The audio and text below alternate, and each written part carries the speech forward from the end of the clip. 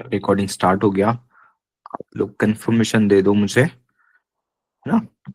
और हम लोग स्टार्ट करते हैं।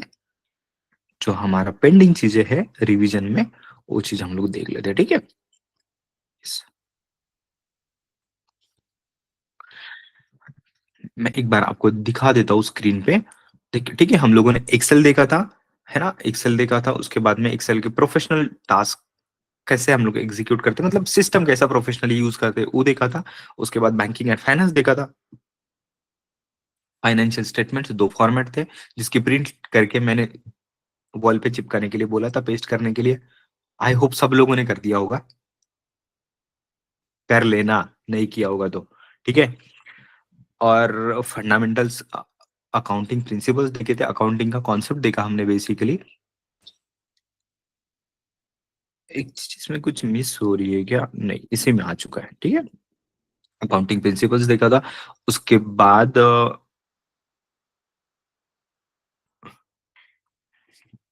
क्या चीज था, जीएसटी टीडीएस का हम लोगों ने कॉन्सेप्ट देख चुके हैं। वर्ड, पावर पॉइंट, पीपीटी देखा हमने, है ना। उसके क्या क्या पॉइंट्स है तो।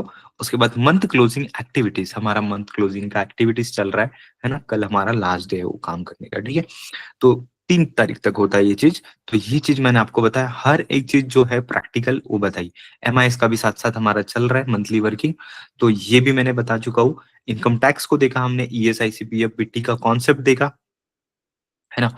ऑडिट एंड सेक्रेटरी बोला आपको, बता दिया था मैंने। बट ये आपको रिवाइज करने की जरूरत नहीं है, आपको टाइम मिलेगा तो ही करना। बट थोड़ा ऑडिट को देख लेना, एंड एंड का जो चीज था थोड़ा सा, उतना क्या क्या वर्किंग्स करने पड़ते हैं, ठीक है, वो चीज। और बाकी पर्सनालिटी डेवलपमेंट से रिलेटेड है, आज हम लोग देखेंगे। बट अभी हम लोग कौन से मोड में चल रहे हैं, थोड़ा सा टेक्निकल साइड का, है ना, स्टैट्यूटरी एंड ऑल वैसा वाला।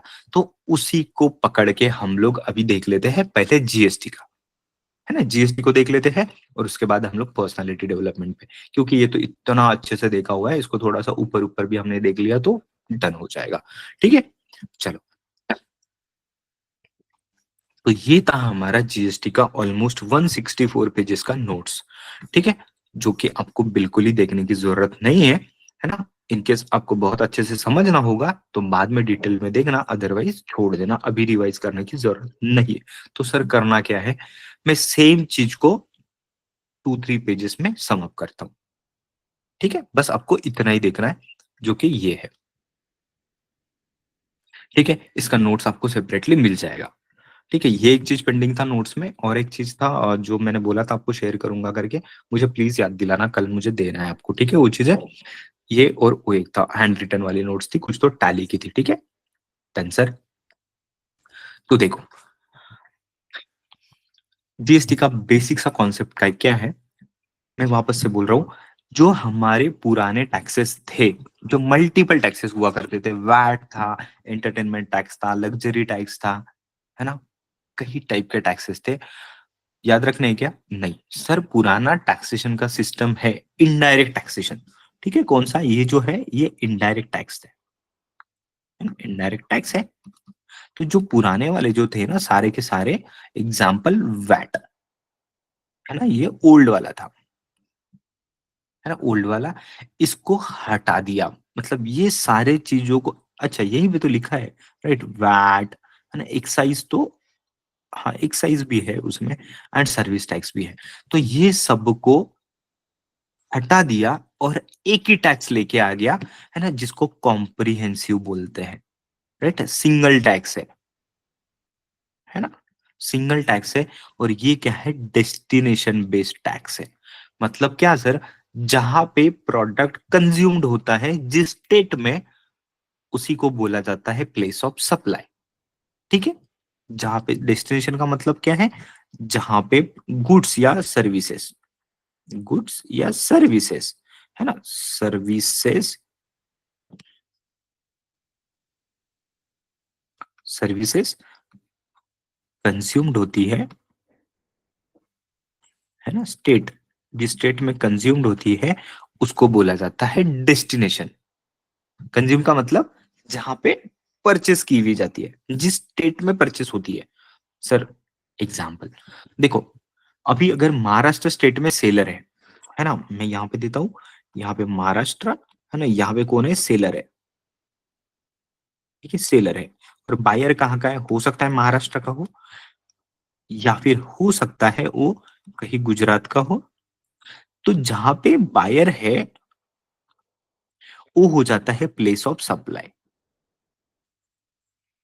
ठीक है। और जो प्लेस ऑफ सप्लाई डिसाइड होता है ये ट्रांजैक्शन के हिसाब से, उस स्टेट को जीएसटी के पैसे मिलने चाहिए, क्योंकि वो प्रोडक्ट कहाँ पे कंज्यूम्ड हुआ है, उस स्टेट में कंज्यूम्ड हुआ है, राइट।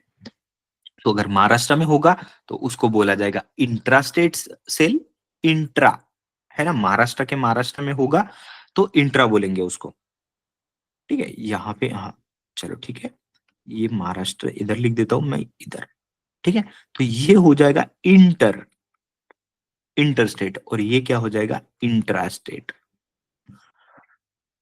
विद इन स्टेट है तो इंट्रा, और दो अलग अलग स्टेट है तो इंटर, ठीक है। और जब भी इंटर स्टेट सेल होता है ना, तो उस केस में सिर्फ आईजीएसटी लगता है, क्या लगता है, आईजीएसटी, ठीक है। और जब भी इंट्रा स्टेट होता है तब क्या लगता है, एसजीएसटी प्लस सीजीएसटी, राइट। तो इन दोनों का स्प्लिट होता है बेसिकली, ये कंबाइंड रेट होता है, एग्जाम्पल 18% अगर है तो ये क्या होता है, 9% प्लस 9%, राइट। दोनों गवर्नमेंट को मिलता है, सेंट सेंट्रल गवर्नमेंट को भी मिलेगा और ये स्टेट को भी मिलेगा जहां का बायर है। बस इतना सा ही कॉन्सेप्ट है जीएसटी का, ठीक है। तो देखो यहाँ पे वही सारा चीज लिखा है, स्ट्रक्चर कैसा होता है जीएसटी का बेसिकली, है ना। जीएसटी सीजीएसटी होता है, किसका होता है, सेंट्रल गवर्नमेंट को मिलता है, देखो collected by central government. SGST और यूटीजीएसटी, यूटी मतलब यूनियन टेरिटरीज, आप स्टेट ही याद रखो, स्टेट जीएसटी, वो किसको मिलता है, स्टेट को मिलता है, स्टेट गवर्नमेंट को। और आईजीएसटी किसको मिलता है, सेंट्रल गवर्नमेंट को, है ना। बेसिकली क्या है, सेंट्रल गवर्नमेंट को आईजीएसटी मिलता है ना, तो ये उसको बाद में खुद लेता है, क्योंकि ये देखो ये दोनों ट्रांजेक्शन, ये दोनों बेटे हैं, महाराष्ट्र स्टेट और गुजरात स्टेट। मैं क्या लिखा, स्टेट लिखा ना, यस, दोनों स्टेट, महाराष्ट्र और गुजरात, दोनों के दोनों स्टेट, ये दोनों सेंट्रल गवर्नमेंट के बच्चे हैं, मोदी जी के बच्चे ये दो हैं, ठीक है। तो मोदी जी क्या करेंगे, देखो तुम लोग ना लड़ो मत टैक्स के लिए, एक काम करो, तूने सेल किया ना इसको, दोनों भाई भाई में हो गया ना ट्रांजेक्शन, तो मोदी जी बोलेंगे लाओ मेरे पास दो हिसाब, वो आईजीएसटी लेता है, ठीक है। आईजीएसटी के नाम पे मोदी जी बैठे हैं, वो बोलते हैं मुझे दे दो पैसे, मैं तुम लोग का सेटलमेंट कर देता हूँ। वो क्या करता है, वो पैसे ले लेता है अपने पास में, और बोलता है देखो इसमें भी मेरा हिस्सा तो है ना। आईजी इसमें जो आईजीएसटी होता है ना, उसमें स्टेट और सेंट्रल का दोनों कंबाइंड होता है, जैसे यहाँ पे अलग अलग है ना, वैसे वहां पे कंबाइंड होता है। वो क्या करता है, फिर धीरे से अपना पैसा काट लेता है आधा, है ना, 9% खुद रखता है अपने पास, और बाकी के 9% इसको गुजरात को दे देगा। हर जगह पे इसको सेंट्रल को पैसा मिलना ही है, आईजीएसटी मतलब पूरा का पूरा सेंट्रल को नहीं मिलेगा, पहले सेंट्रल को मिलेगा, और फिर ये बाद में अपने हिसाब करेंगे, ठीक है। जो एमपी लोग हैं ना अपने हिसाब करते हैं, बोलते हैं कि यार आपका पैसा आप ले लो, दूसरा स्टेट वाले बाकी का मैं सेंट्रल वाला अपने पास रख देगा।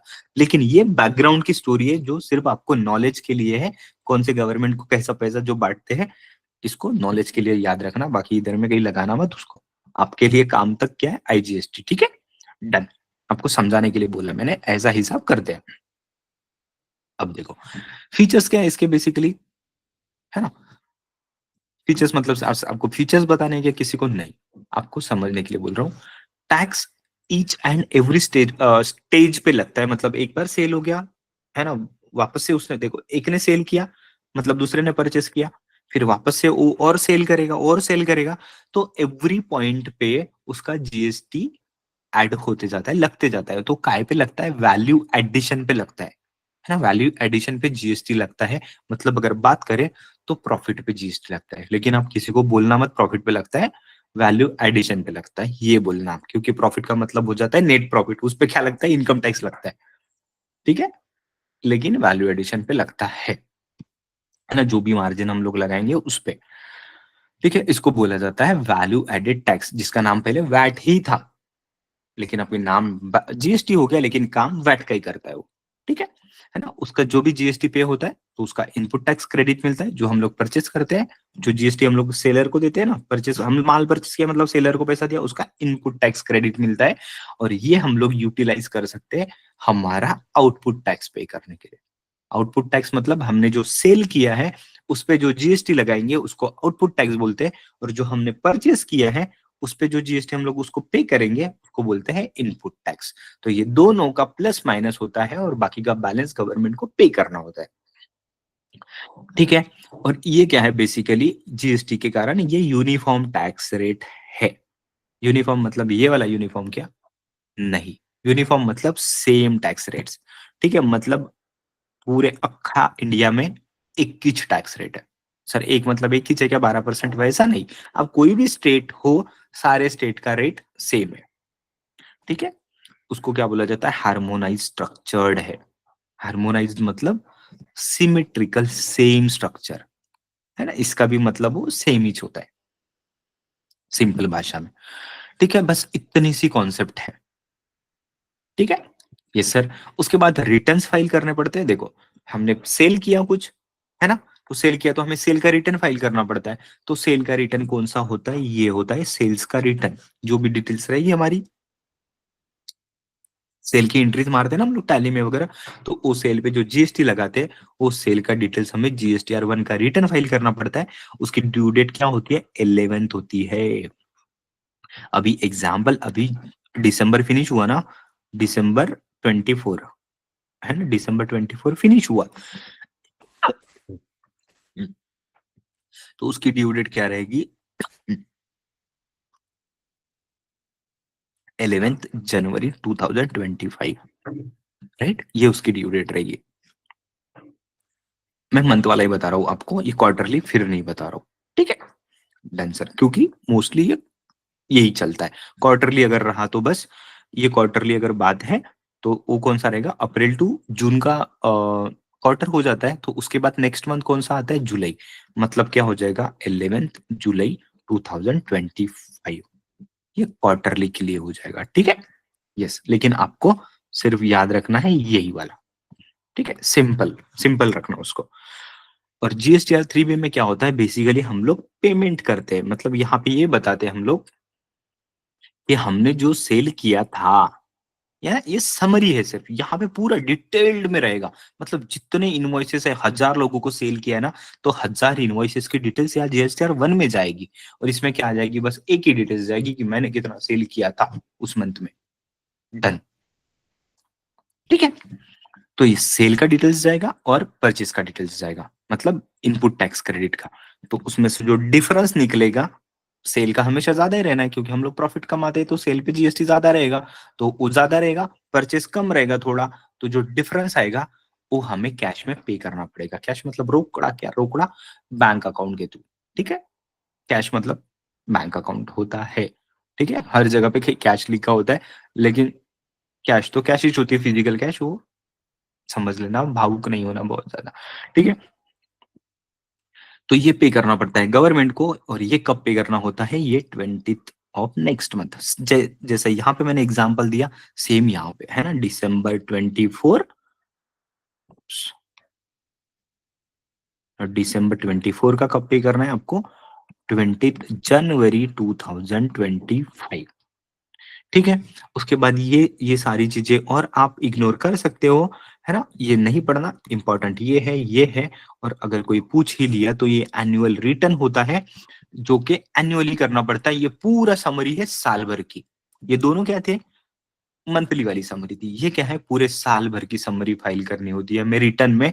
और ये कब करना पड़ता है, 31 दिसंबर, मतलब 2 दिन पहले, जस्ट अभी ड्यू डेट चल गई इसकी। और वो कौन से साल के लिए था, 2 दिन पहले की, हाँ, मतलब दिसंबर 2024 की अगर बात करो तो ये था फाइनेंशियल ईयर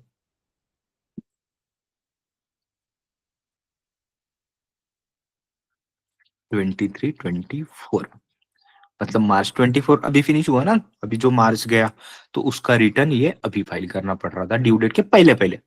ड्यू डेट का मतलब क्या होता है, उस दिन के पहले पहले फाइल कर देना आप, चाहे आप जून में करो, मई में करो, कभी भी कर दो, लेकिन 31 दिसंबर के पहले करना।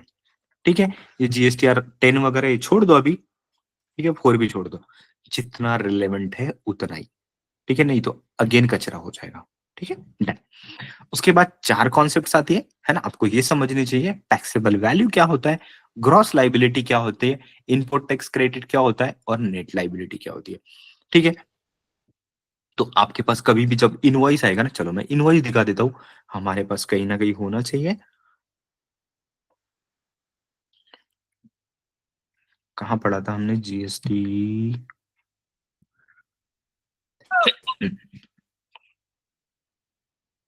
ये चीज था, चाहे जोमेटो का ऑर्डर हो चाहे कुछ भी हो,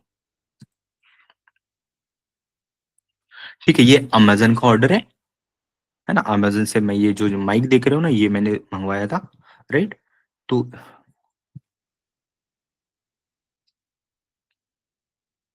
just a minute,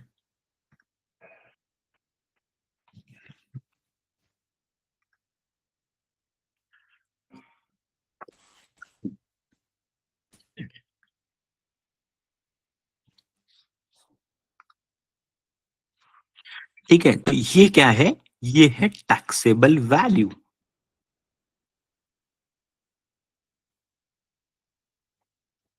taxable value, ठीक है, ये है होती है टैक्सेबल वैल्यू, ठीक है, जिसको यूनिट प्राइस लिखा है या फिर कोई टैक्सेबल वैल्यू लिखेगा या बेस वैल्यू लिखेगा या नेट वैल्यू भी लिख सकता है, ठीक है, देखो यहाँ पे नेट अमाउंट आ रहा है, उसके बाद बेसिकली ये यूनिट प्राइस है, यहाँ क्वांटिटी अगर 2 रहती तो ये मल्टीप्लाइड बाय 2 होता, बराबर ना, तो ये नेट वैल्यू मतलब टैक्सेबल वैल्यू है, ठीक है, दोनों एक ही बात है। उसके बाद यहाँ पे टैक्स रेट लिखा है और ये होती है जीएसटी, राइट, जीएसटी मतलब क्या, टैक्स लिखा है मतलब जीएसटी, जीएसटी नहीं लिखा है मतलब इसका मतलब क्या, टैक्स है क्या, दूसरा कुछ नहीं, सेल पे क्या लगता है, जीएसटी लगता है, ठीक है, ये जीएसटी है, आपको दिख रहा है, यस। उसके बाद ये होती है ग्रॉस वैल्यू, राइट, ये ग्रॉस वैल्यू होती है, देखो ज्यादा है, मतलब 25,000 प्लस 4,300 का जीएसटी, टोटल 28,000 कुछ हो गया, राइट, तो ये है ग्रॉस वैल्यू, ठीक है, तो ये तीनों की तीनों चीजें इसमें आ चुकी है, आई होप इतना ही है इसमें, यस, ठीक है, टैक्सेबल वैल्यू है ना, gross liability, input tax credit, net liability, ठीक है, मैंने नेट लाइबिलिटी बता, नेट लाइबिलिटी नहीं, नेट अमाउंट बताया मैंने, टैक्सेबल वैल्यू बता दिया, अब बताता हूं मैं ग्रॉस लाइबिलिटी, ठीक है, ये क्या होता है, जो ऐसा ये ऐसा सेल किया हमने, राइट, हमारा ये इनवॉइस है समझो हमारे बिजनेस का, तो ये ऐसा सेल किया हुआ तो कई सारे इनवॉइसेस होंगे, ये सब की टोटल हो जाएगी ना, ये सारा जो दिख रहा है यहाँ पे, अच्छा आपको मार्क, हाँ ये वाला जो दिख रहा है ना, ये ये जो दिख रहा है ना, इन सब जीएसटी की टोटल पूरे महीने की, उसको बोला जाता है gross liability. Sir gross value तो इधर है, मैं लाइबिलिटी की बात कर रहा हूँ, लाइबिलिटी मतलब जीएसटी की लाइबिलिटी, तो ये टैक्स का अमाउंट है, ये सारा जितना सेल है उसके ऊपर टैक्स का अमाउंट आ रहा है, उसको बोला जाता है ग्रॉस लाइबिलिटी, ठीक है। और मान लो यार, ये अगर कोई ना कोई परचेज भी कर रहा है इसको, चलो मान लो यही हमने परचेस किया, मैंने परचेस किया तो मैं मेरा जीएसटी का रिटर्न फाइल करता तो मुझे इनपुट टैक्स का क्रेडिट मिलता ना, ये परचेस का इतने ही रुपयों का, राइट, तो इसका जितना भी मेरा पूरे मंथ का परचेस रहेगा उसका input tax credit, total GST का इनपुट टैक्स क्रेडिट मुझे मिलेगा, तो मैं क्या करूंगा, मैंने जितना सेल किया है ना, इसका काम हो गया अभी हमारा, राइट, हाँ, तो मैंने जितना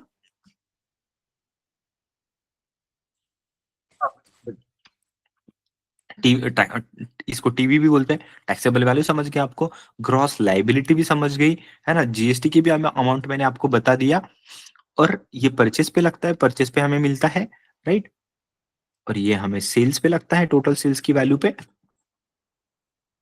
ठीक है, और ये सेल्स माइनस परचेस है ना, सेल्स का माइनस परचेस का जीएसटी है, सेल्स माइनस परचेस नहीं, उस पे की जीएसटी की बात कर रहा हूं मैं, ठीक है, सेल्स का जीएसटी माइनस परचेस का जीएसटी, है ना, तो ये दोनों का जो डिफरेंस आता है इसको बोला जाता है नेट लाइबिलिटी, मतलब मुझे नेट में कितने पे करना है गवर्नमेंट को, उसको बोला जाता है नेट लाइबिलिटी, सिंपल, यस, नीचे में एग्जांपल दिया हुआ है, टैक्सेबल वैल्यू 1 लाख रुपए है, 18% जीएसटी लगा, मान लो हमने कुछ परचेस किया था तो उस पे हमको 12,000 रुपए का जीएसटी लगा था, राइट, तो हमने पे कर दिया था सेलर को, और बैलेंस मुझे कितना पे करना है, 6,000 रुपए, ये गवर्नमेंट को पे करना है। This is pay to government. Simple. Yes sir. खास बात बताओ, इतना ही आपके लिए इंपॉर्टेंट है, इतना भी आ गया ना, जितना मैंने अभी बताया सफिशिएंट है। इतना सिंपल है जीएसटी, ठीक है। Done sir. अब मैं कुछ एडिशनल चीज बता देता हूँ, जो कि थोड़ा याद रख लेना, ठीक है। मतलब एड ऑन चीज है, थोड़ी सी हाई लेवल की है, लेकिन आपने अगर बोल दिया ये चीज तो मजा आ जाएगा, ठीक है। किसी ने पूछा जीएसटी का मतलब क्या है, तो जीएसटी का ऊपर तक तो बता ही दिया, उसके साथ साथ ये भी बता दिया ना, तो मजा आ जाएगा, ठीक है। इसलिए तो क्या होता है, जितना इनपुट टैक्स क्रेडिट तो सबका मिलता है ना। आईटीसी जो है ये परचेस पे मिलता है ना, उसका सबका मिलता है ऑलमोस्ट, मिलता। बट इनको छोड़ के, ये ब्लॉक क्रेडिट मतलब इनका आईटीसी नहीं मिलता, ठीक है। जनरली सबका मिलता है। गवर्नमेंट क्या बोलता है, आपको इनपुट टैक्स क्रेडिट मिलेगा परचेस पे,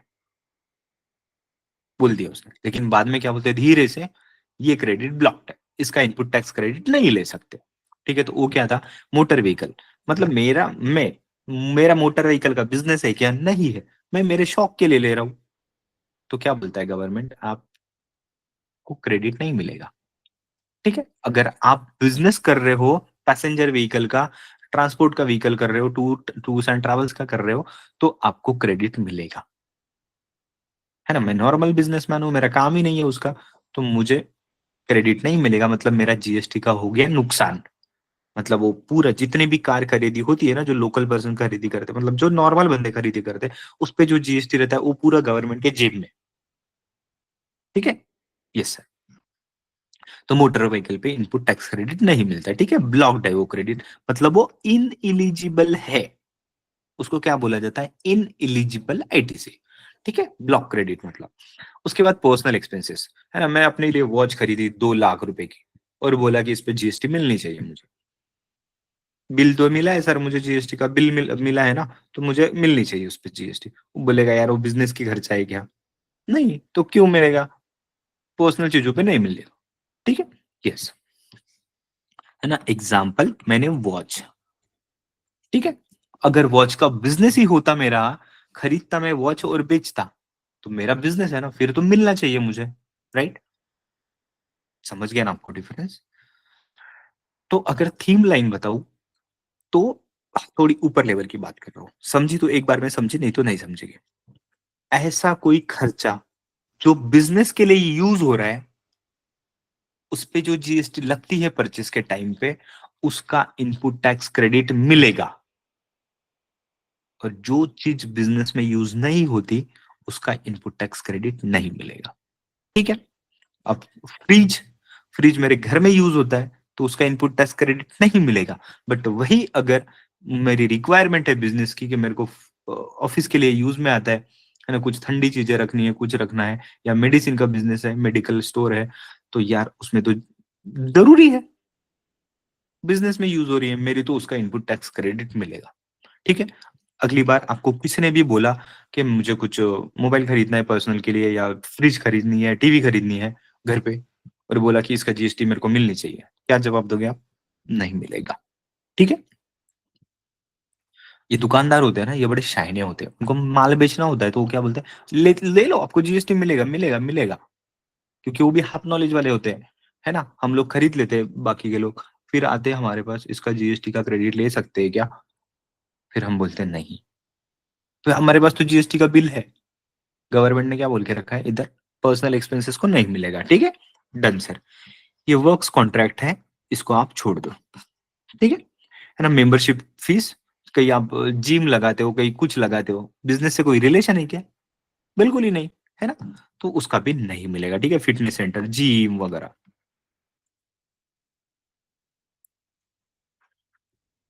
जी, ठीक है। उसके बाद में गुड्स अगर कुछ लॉस्ट हो गए, स्टोलन हो गए, या डिस्ट्रॉयड हो गए, है ना, मतलब मैंने खरीदी किया माल, मैंने माल खरीदी किया, और मैं जा रहा था ऐसा बोरा लेके, चले हम राह रात पे, जहाँ बोलते पता नहीं, है ना, तो लेकिन निकला झोला में माल खरीदी करके और जाते जाते चोरी हो गया, किसी ने लूट लिया मेरे को चलते चलते में। और फिर मैं गया अपने वो शो दुकान में गया और फिर बोला कि ये मेरा परचेस का बिल, फिर बचेगा क्या मेरे हाथ में? बिल ही बचेगा ना। फिर वो बिल का मैं क्रेडिट लेने जाऊंगा, है ना? तो फिर यार उसकी सेल तो हुई नहीं। सेल हुआ क्या? वो माल नहीं, वो तो चोरी हो गया। सेल नहीं हुआ तो गवर्नमेंट को पैसे भी नहीं मिलेंगे। तो गवर्नमेंट ने क्या बोल दिया, ऐसी चीज का क्रेडिट आप नहीं लोगे, वो हो गया कंज्यूम्ड। क्योंकि जब कोई चीज कंज्यूम्ड हो जाती है अल्टीमेटली उसका क्रेडिट नहीं मिलता। समझ गए? वो उसका लॉजिक है। डन।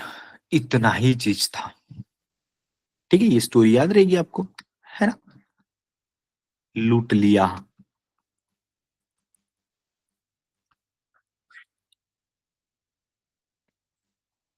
ठीक है, अब मुझे बताओ, क्या जीएसटी डिफिकल्ट है? कितनी चीजें थी? कितना चीजें है मुझे बताओ याद रखने के लिए। बहुत सिंपल। समझ गया सबको? नहीं समझा तो मुझे बोल दो, अभी के लिए रिवीजन का है, मैं अभी के अभी समझा दूंगा। ठीक है, बट इसके बाद नहीं होना चाहिए कि हमें जीएसटी नहीं आता, है ना? प्लीज बता दो।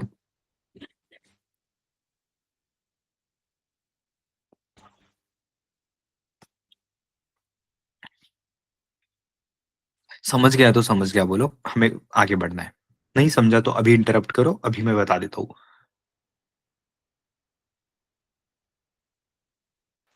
समझ गया सर। सब लोग? बाकी दूसरों का किसी का आवाज नहीं आया मुझे, इतना अच्छे से बताया मैं। नहीं समझा होगा तो अभी के अभी बोल दो आप नहीं समझा, क्योंकि यार आप लोग दूसरों के लिए नहीं, उसको समझा तो आपको भी समझना चाहिए, ऐसा जरूरी नहीं है। ठीक है, प्लीज बताओ, बोलो, सब लोग बोलना, नहीं तो मैं आगे नहीं बढ़ूंगा, छोड़ दूंगा यहीं पे। समझा सर। समझा बाकी सर। प्रीतम को?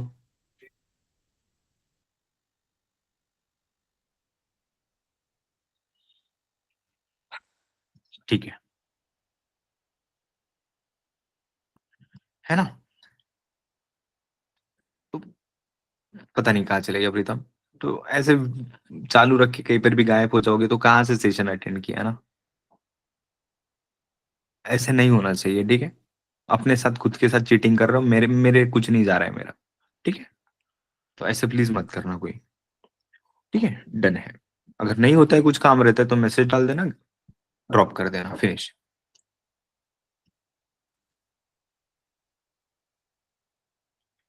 चलो, अब बढ़ते हैं हम लोग आके पर्सनालिटी डेवलपमेंट वाले जो थे हमारे सेशंस, उस पे जाते हैं। देखो, ये एक एग्जांपल बताया था मैंने, ठीक है? क्लोज करंट टर्म, सेम वो तो उसका ऑर्डर था, कुछ चीज थी मेरी बिजनेस के लिए, राइट? और दूसरा मान लो कि ये कुछ खाने पीने का ऑर्डर था, राइट? तो ये भी जोमेटो का ऑर्डर है, इस पे भी देखो आप, नेट वैल्यू है ना, जीएसटी लगी हुई है, उसके बाद टोटल अमाउंट है,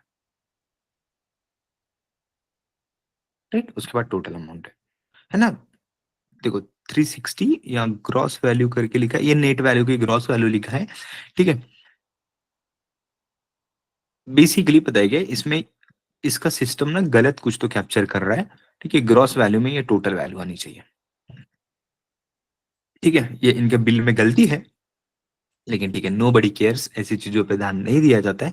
ठीक है, नेट वैल्यू मतलब नेट वैल्यू ही होना चाहिए, ग्रॉस वैल्यू मतलब टोटल वैल्यू होती है इंक्लूडिंग जीएसटी, ये देखो यहाँ पे लिखा है। ठीक है, डन।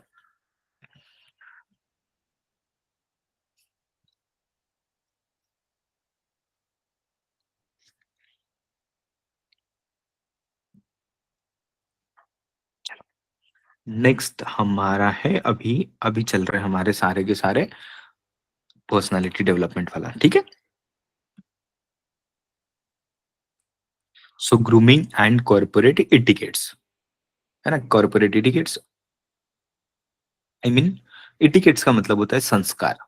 हम लोग हमारे संस्कार की बात करते हैं ना इतनी, है ना? तो ये है कॉर्पोरेट संस्कार की बात। मतलब आप ऑफिस में आपका बिहेवियर कैसे होना चाहिए, आप कैसे सबसे कैसे बात करोगे, कैसा रहोगे, है ना? कैसा ड्रेसअप करोगे, प्रोफेशनल टोन होना चाहिए, रूडली बात नहीं करोगे, किसी से एरोगेंसी से बात नहीं करोगे, किसी को ग्रीट करोगे, है ना? थैंक यू बोलोगे, वेलकम बोलोगे, जो भी है हाय बाय करोगे, बेसिकली आपकी ट्यूनिंग बहुत अच्छी होनी चाहिए, ठीक है।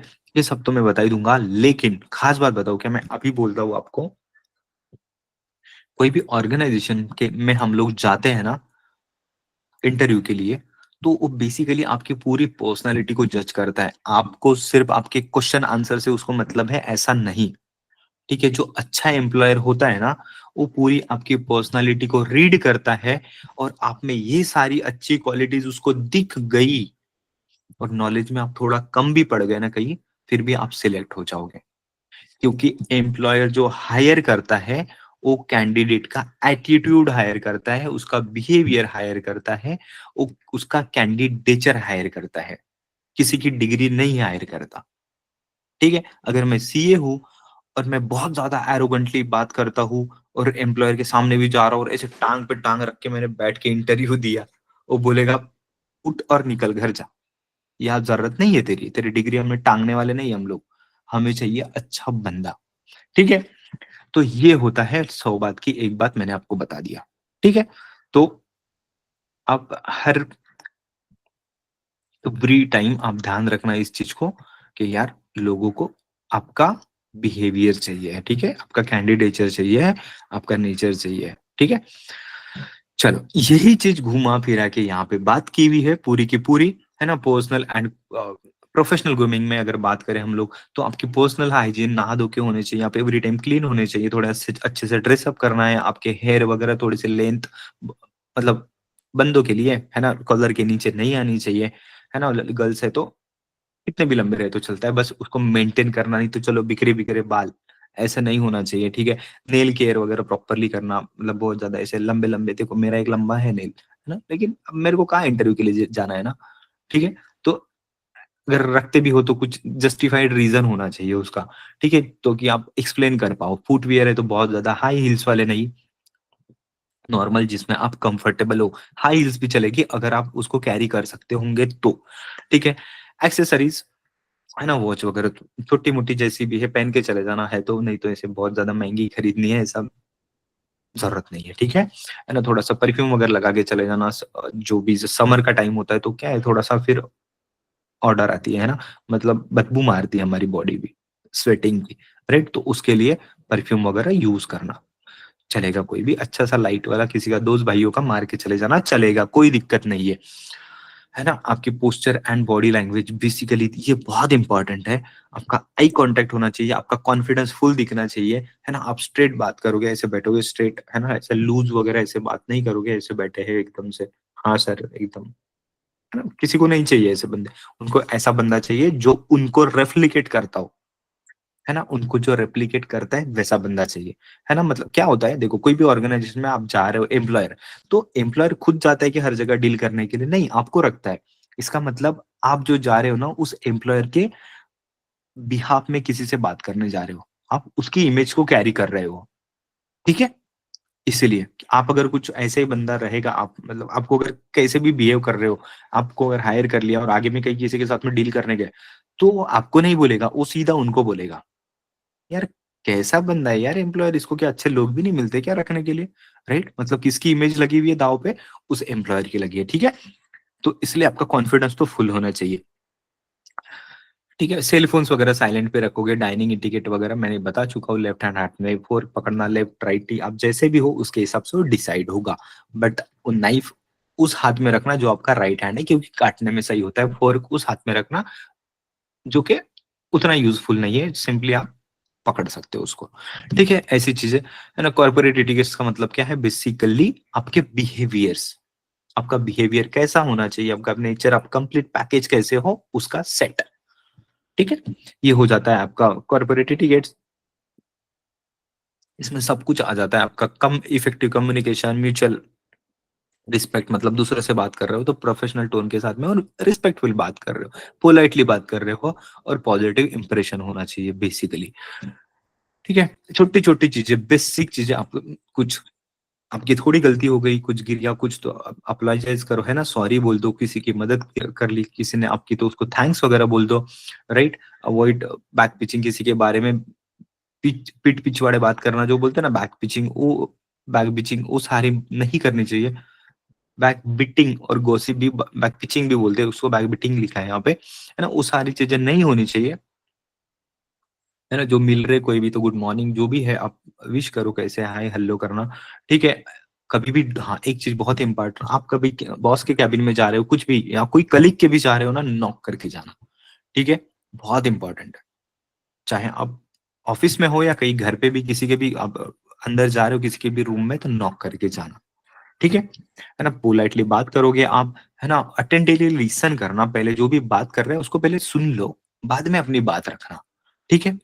लिसनिंग की स्किल होना बहुत जरूरी है, ठीक है। टाइम को रिस्पेक्ट करना, पंक्चुअलिटी के साथ में रहना, ठीक है। आपकी वजह से किसी और का टाइम खराब नहीं हो, सिंपली ये बोलना है उसमें, है ना। ब्लेम गेम नहीं करना कभी पे, नहीं नहीं मेरे मेरे वजह से ये सब गलती नहीं हुई, है ना, ये सब एक्सप्लेन करने की जरूरत नहीं है, हो गई गलती तो एक्सेप्ट करना, सॉरी अगली बार से नहीं होगा, डन, है ना। इतना ही चीज एक्सपेक्ट करते हैं कोई भी, ठीक है। रिस्पेक्टफुल रहना है और प्रोफेशनल लैंग्वेज यूज करना है, और क्या है, कम्युनिकेट क्लियरली एंड रिस्पेक्टफुली, है ना, एक्सप्रेस योर सेल्फ, है ना। यहाँ पे वही चीज लिखी है, प्रोफेशनल लैंग्वेज मतलब आपको अपने आप को अच्छे से रखना है किसी के सामने, ठीक है। ये सारी चीजें बताई थी मैंने इसमें, है ना। अपनी बाउंड्रीज को रिस्पेक्ट करो, मतलब देखो, हाँ बेसिकली किसी के ना मैटर में घुसने की जरूरत नहीं है, कोई भी फोन पे बात कर रहा है, कुछ थोड़ा सा बिजी है, कुछ है, हम जाके उसको जबरदस्ती कुछ तो पुश कर रहे हैं, या क्या हुआ बताओ, ये सब बहुत ज्यादा घुसने की जरूरत नहीं है। हो गया होगा उसका झगड़ा उसकी गर्लफ्रेंड से, बॉयफ्रेंड से, कुछ भी, क्या हमें क्या जरूरत है उतनी ना, ठीक है। एक आध कर्टसी के लिए पूछ ले तो पूछ ले, बहुत ज्यादा नहीं बोलना, और इनफैक्ट बोलना ही नहीं, ठीक है। ये सारा चीजें हैं, और हॉनेस्ट रहना है, ट्रांसपेरेंट रहना है बेसिकली, है ना, ये चीजें। और रिप्लाई ऑल वगैरह नहीं करना, ये सारी चीजें मैं बहुत अच्छे से बता चुका, जो इंपॉर्टेंट थी अभी ऊपर हो चुकी है, ठीक है।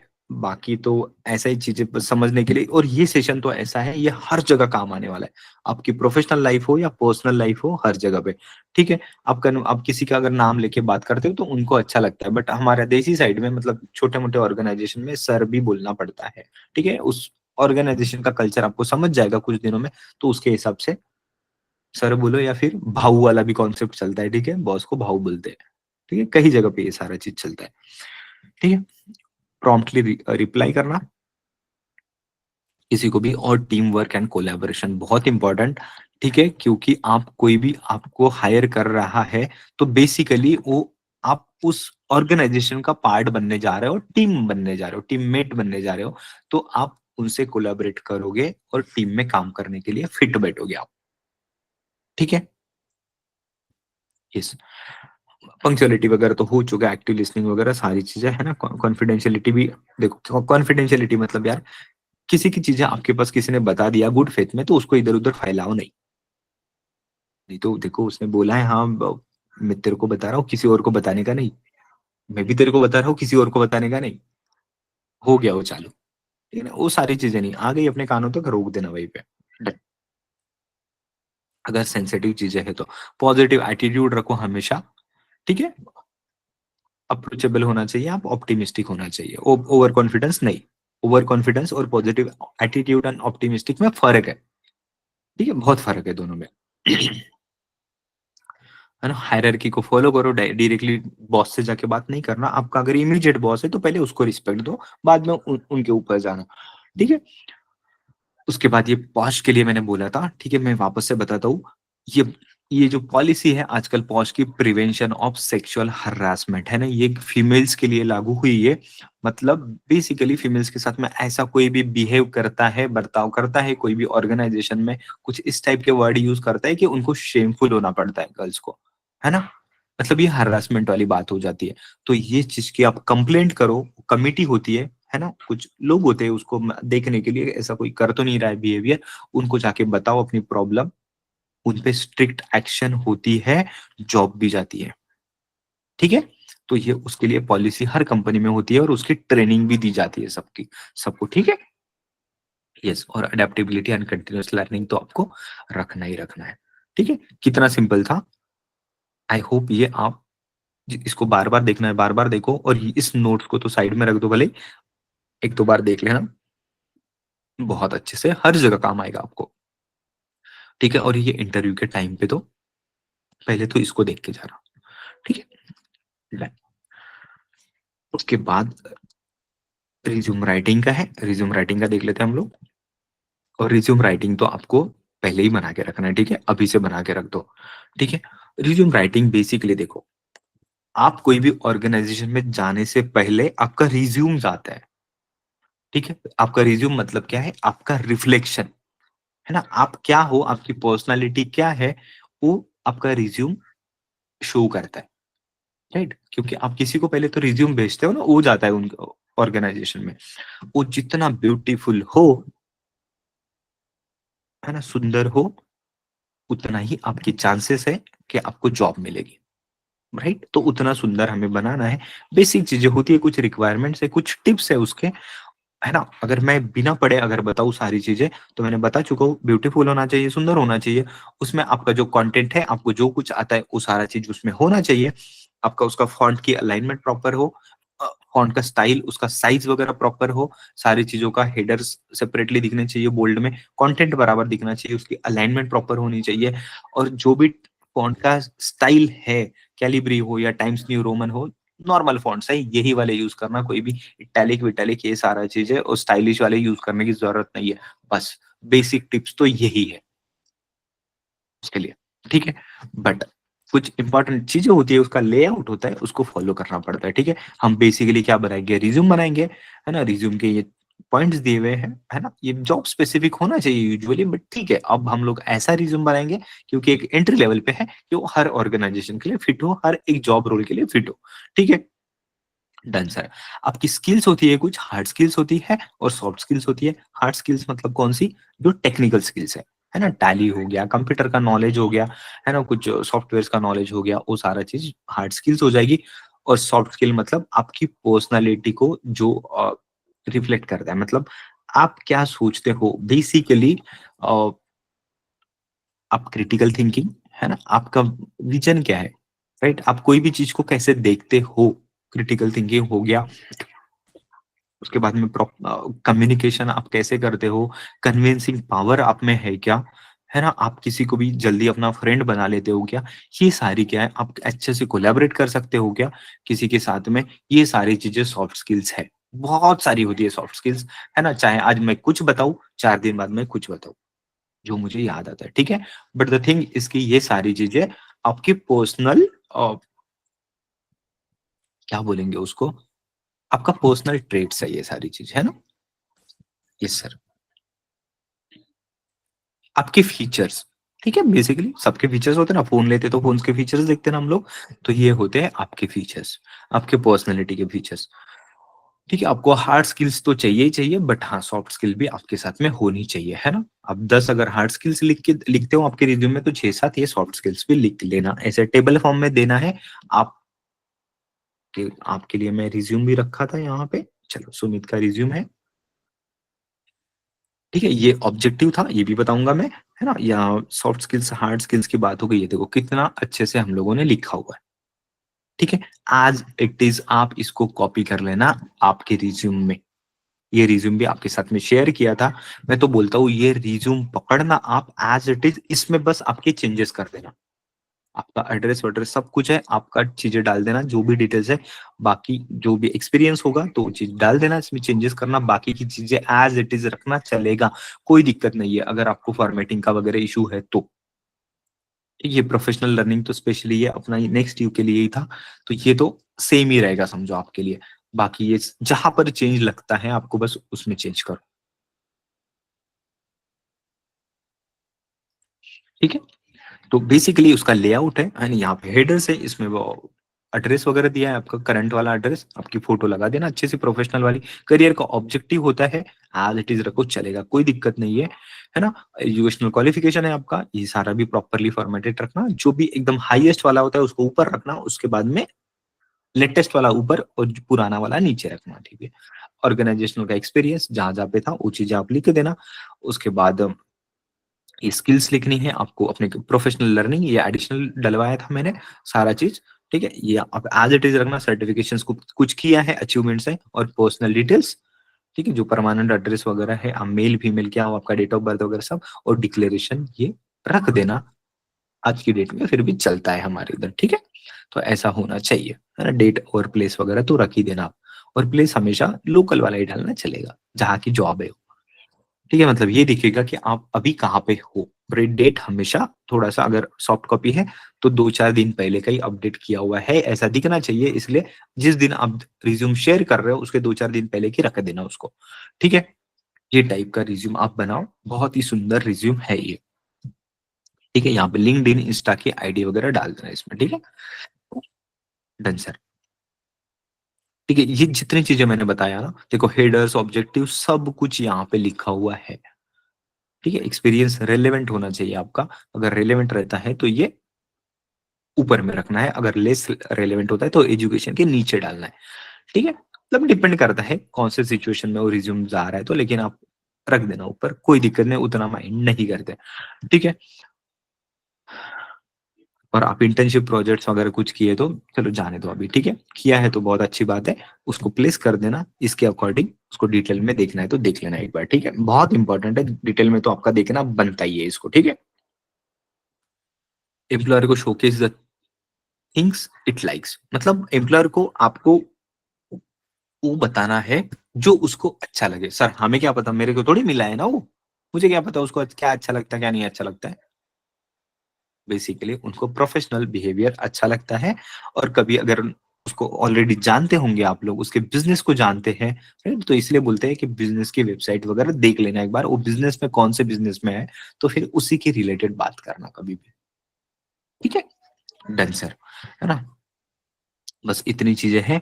और एडिशनल टिप्स की बात करें तो कीवर्ड्स वगैरह डालने हैं आपको, ताकि ये एटीएस होता है आजकल, एटीएस के थ्रू सारे के सारे रिज्यूम प्रोसेस करते हैं, है ना, तब जाके वो फिल्टर करते हैं बेसिकली। तो ये सारे स्किल्स डालनी पड़ेगी आपको, चाहे नौकरी में डालो प्रोफाइल में, या फिर आपके रिज्यूम में वगैरह डालो, ठीक है। जो सॉफ्ट स्किल्स है ना वहां पर भी हम लोग इसको डाल सकते हैं, ठीक है ना। फॉर्मेट एकदम क्लीन होना चाहिए, और खास बात ये दो चीजों का ध्यान रखना, राइट। तब भी बताया था, मैं वापस से रिपीट करके बता रहा हूँ, do not share the photos, resume की ऐसी फोटो निकाल के नहीं भेजना, जेपीजी और स्कैन पीडीएफ मत भेजना। इसका सेव एज करो, इसको ऐसे ऐसे सेव एज पीडीएफ करना और फिर उसको शेयर करना, ठीक है, पीडीएफ को, क्योंकि इसको ये रीडेबल कंटेंट होता है, ठीक है। वो फोटो निकाली हुई रीडेबल नहीं होता है, ठीक है, वैसे रिजेक्ट हो जाएगा आपका, है ना। ग्रामर एंड स्पेलिंग एक बार चेक कर लेना पूरा का पूरा, ठीक है। लेंथ 1 से 2 पेज होना चाहिए hardly. Font size and style, उसके लिए लिखा हुआ है Arial, Calibri, Times New Roman आप रख सकते हो।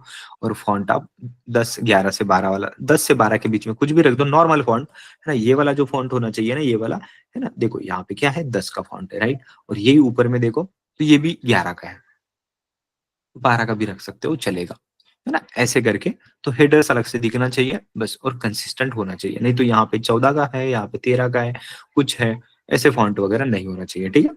लिंक्डइन की प्रोफाइल बहुत इंपॉर्टेंट होती है, उसको बना लेना, है ना। रिसर्च अबाउट शॉर्ट लिस्टिंग कुछ इंपॉर्टेंट चीज है, ये बोलते हैं कि यार रिसर्च है बेसिकली, आपकी लिंक्डइन की प्रोफाइल होनी चाहिए, बहुत मैटर करती है, उससे चांसेस बढ़ जाते हैं। बट खास बात बताओ, ये एंट्री लेवल की जॉब के लिए उतनी इंपॉर्टेंट नहीं है, बट अगर रख लेते हो आप तो उनको लगता है कि यार ये प्रोफेशनल वर्ल्ड से कनेक्टेड है, उनको दिखना चाहिए कि आप मार्केट में हो, ठीक है। यस, लिंक्डइन का इसलिए बहुत इंपॉर्टेंट होता है, आपके कनेक्शंस वगैरह बनाओ लिंक्डइन पे, है ना। प्रोफेशनल हेडशॉट वगैरह होना चाहिए, जो बैनर वगैरह रहता है ना, वो सारा चीज फोटो के पीछे में होता है ना। इन्फॉर्मेटिव वर्क एक्सपीरियंस सेक्शन वगैरह डालो आप ना। कुछ इंपॉर्टेंट चीजें बताया था मैंने, ऐसी चीजें नहीं लिखनी है सिर्फ, hard working, creative, expert, season, analytical, coordinated, है ना। ऐसी चीजों को नहीं लिखना है बेसिकली, क्योंकि ये तो वैसे ही उनको लगता है हार्ड वर्किंग। यार जितने भी रिज्यूम उसके पास आए ना, सब लोगों ने हार्ड वर्किंग लिखा होगा, तो आप कुछ नए नहीं हो, ठीक है। तो इसलिए ऐसे लिखने हैं वर्ड्स, मोटिवेटेड लिखना है तो उसकी जगह पे आप एम्बिशियस लिख सकते हो, ईगर टू लर्न लिख सकते हो आप, ठीक है। तो ये चीज मैंने बताया था आपको, बज वर्ड्स को रिमूव करना है, ठीक है। एडवांस टिप्स बताया था, चलो छोड़ दो एडवांस टिप्स को अभी आपके लिए। और बात ऐसी है, सिंपली, है ना, आपकी विजिबिलिटी बहुत इंपॉर्टेंट होती है, और जो भी लिंक्डइन वगैरह बात किया, आपका परफॉर्मेंस वगैरह भी मैटर करता है, और आपकी पर्सनल इमेज बहुत बहुत इंपॉर्टेंट होती है, ठीक है। नेक्स्ट, चैलेंजेस कंपटीशन, ठीक है, अभी ये तो जरूरी नहीं है आपके लिए, है ना। ये इंपॉर्टेंट कुछ तो लिखा हुआ है, एक बार इसको देख लेना, ठीक है। एम्प्लॉयर को क्या चाहिए, राइट कैंडिडेट चाहिए, ठीक है। Little pause, blank and no tension. Nervous हो गए हो तो बता देना, ठीक है। मैं कुछ आपको स्टोरी बताया था, ठीक है, बता देना उनको आप नर्वस हो चुके हो, ठीक है। कुछ नहीं, they will make you comfortable. उनको भी लगता है कि अच्छा बंदा है तो हम लोग रख लेंगे, आपको पानी वानी भी पिला देंगे, चलेगा, ठीक है। कॉन्फिडेंस देखते हो लोग बेसिकली, है ना। और you are best suitable for job, मतलब आपको ये बताना है कि इस जॉब के लिए आप ही बेस्ट हो, तो वैसा कन्विंस करना है, ठीक है। ये उसका टेम्पलेट था नीचे में, डन। मैं आपको एक्चुअल दिखा दिया तो टेम्पलेट क्या लिखोगे, ठीक है। यस सर, तो रिज्यूम के लिए मैंने बोला आपको कि आप नहीं बना होगा आपके पास में, तो इसी को कॉपी करो, इसमें आपका चेंजेस करो, आपका नाम, आपका डिटेल्स डाल दो और रेडी हो जाएगा आपका, ठीक है, डन। लेकिन नौकरी नौकरी की प्रोफाइल तो आपको बनानी पड़ेगी सेपरेटली, ठीक है। रिज्यूम राइटिंग भी हो गया, interview preparation and notes and job hunting done. फिर हमारा रिवीजन फिनिश। 10 मिनट्स में इसको देख लेंगे, 10 मिनट्स में जॉब हंटिंग को देख लेंगे हम लोग। आज कोई सोया तो नहीं? नहीं नो सर। सर। अच्छा, नहीं सर। नाइस।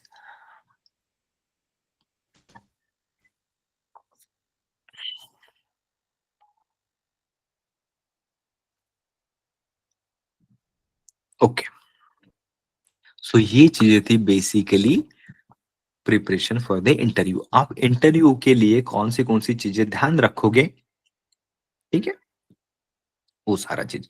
तो ये तो थोड़ा सा आपको इंटरव्यू प्रिपरेशन के लिए देखना पड़ेगा, और मैं तो कहूंगा आपको रिवीजन से बेटर है आप इसको डिटेल्ड वाला देख लेना एक बार। फिर भी को मैं एक बार ओवरलुक करवा देता हूँ, ठीक है। आपको इंटरव्यू को जाने से पहले देखो, इंटरव्यू की प्रिपरेशन कैसे करोगे, एक तो 2-3 स्टेज होती है उसके, है ना। एक तो देखो, इंटरव्यू जाने से पहले कुछ ना कुछ प्रिपेयर करना पड़ेगा, वो चीज है ना। इंटरव्यू में बैठे हो आप उसके सामने, तो क्या चीजों का ध्यान रखना है, और इंटरव्यू के बाद क्या ध्यान रखना है, वो चीजें मैं बता रहा हूँ आपको, ठीक है। तो बेसिकली ऐसा है कि आपको इंटरव्यू के जाने से पहले आप उस कंपनी के बारे में पता कर लो, है ना। कोई भी छोटा मोटा बिजनेस कुछ भी हो जा रहे हो तो उस ऑर्गेनाइजेशन के बारे में पता कर लो पहले, है ना, गूगल वगैरह से कि वो क्या सर्विसेज बेचता है, क्या प्रोडक्ट्स है उसके, क्या नहीं है, कौन सी इंडस्ट्री में है, वो सारा चीज, उसके कुछ न्यूज वगैरह है क्या, कहीं फ्रॉड आउट हुआ क्या रिसेंटली, कुछ उसके बारे में थोड़ा पता चाहिए आपको। उसके कॉम्पिटिटर्स कौन है उस बिजनेस में, और कौन है ना, वो सारा चीज थोड़ा पता रहेगा, बहुत अच्छी बात है। और आपकी जॉब प्रोफाइल होती है ना, लिखी हुई है क्या क्या काम करना है, उसको थोड़ा सा समझ के जाना, ठीक है। क्योंकि बेसिकली क्या है, देखो, आप इंटरव्यू में वही चीज बोलोगे जो उसको चाहिए है, क्या आप कुछ भी बोल के आओगे क्या, नहीं ना। तो इसलिए जॉब रोल क्या है ना, वो समझ जाओ, उसके बारे में बात करना, उसको अच्छा लगेगा, राइट। उसके बाद प्रैक्टिस कम्युनिकेशन, है ना, इसलिए तो हम आपसे वीडियो बनवाते हैं, राइट, क्योंकि हम लोग इसकी प्रैक्टिस करनी है, इसीलिए हम लोग फाउंडेशन रेडी कर रहे हैं, ठीक है। अब समझो किस पॉइंट की बात कर रहे हैं हम लोग, ठीक है। तो इसलिए कम्युनिकेशन का प्रैक्टिस करना है, ताकि आप पॉज वगैरह नहीं हो, अननेसेसरी अम्बल फंबल नहीं हो, और स्मूथली चले सब कुछ, ठीक है। और प्रिपेयर योर डॉक्यूमेंट्स, आपके सीवी वगैरह बनाओ, आपके जो भी रिलेवेंट डॉक्यूमेंट्स होते हैं, सर्टिफिकेट, मार्कशीट्स होती है ना, सेट बना के रख देना अपने पास में, है ना। आधार कार्ड होता है, पैन कार्ड होता है, बैंक की पासबुक होती है, पासपोर्ट साइज की फोटोग्राफ होती है, ये सारी सेट बना के एक तो फाइल में रख ही देना, ट्रांसपेरेंट फोल्डर में, ठीक है। साथ में कैरी करना उन सारी चीजों को, क्योंकि अगर आप सिलेक्ट हो गए तो तब के तब सबमिट करने के लिए सही हो जाएगा। अच्छे से ड्रेसअप करके जाना है, और आपकी जर्नी को प्लान करना है, 10 से 15 मिनट पहले आप पहुंच जाओ इंटरव्यू के शेड्यूल से पहले, ठीक है, ओके। है ना। इंटरव्यू के दौरान आपको क्या चीजों का ध्यान रखना है, आपकी बॉडी लैंग्वेज बहुत अच्छी होनी चाहिए, एकदम स्ट्रेट होनी चाहिए, डल नहीं होनी चाहिए ऐसी वगैरह, ठीक है। और कॉन्फिडेंटली बात करोगे आप इंटरव्यू के साथ में, लेजीनेस नहीं दिखना चाहिए। और इंटरव्यूअर को आप पहले ही जाते हो तो ग्रीट वगैरह कर दो, hello sir, good morning, good afternoon, जो भी टाइम हो रहा हो, है ना। और जाने से पहले नॉक करके जाना, ठीक है। वो सारी चीजें, लिसन केयरफुली, मतलब बात ऐसी है कि पहले वो कुछ क्वेश्चन पूछता है ना, उसको ध्यान से सुनना, फिर बाद में उसका आंसर देना, ठीक है।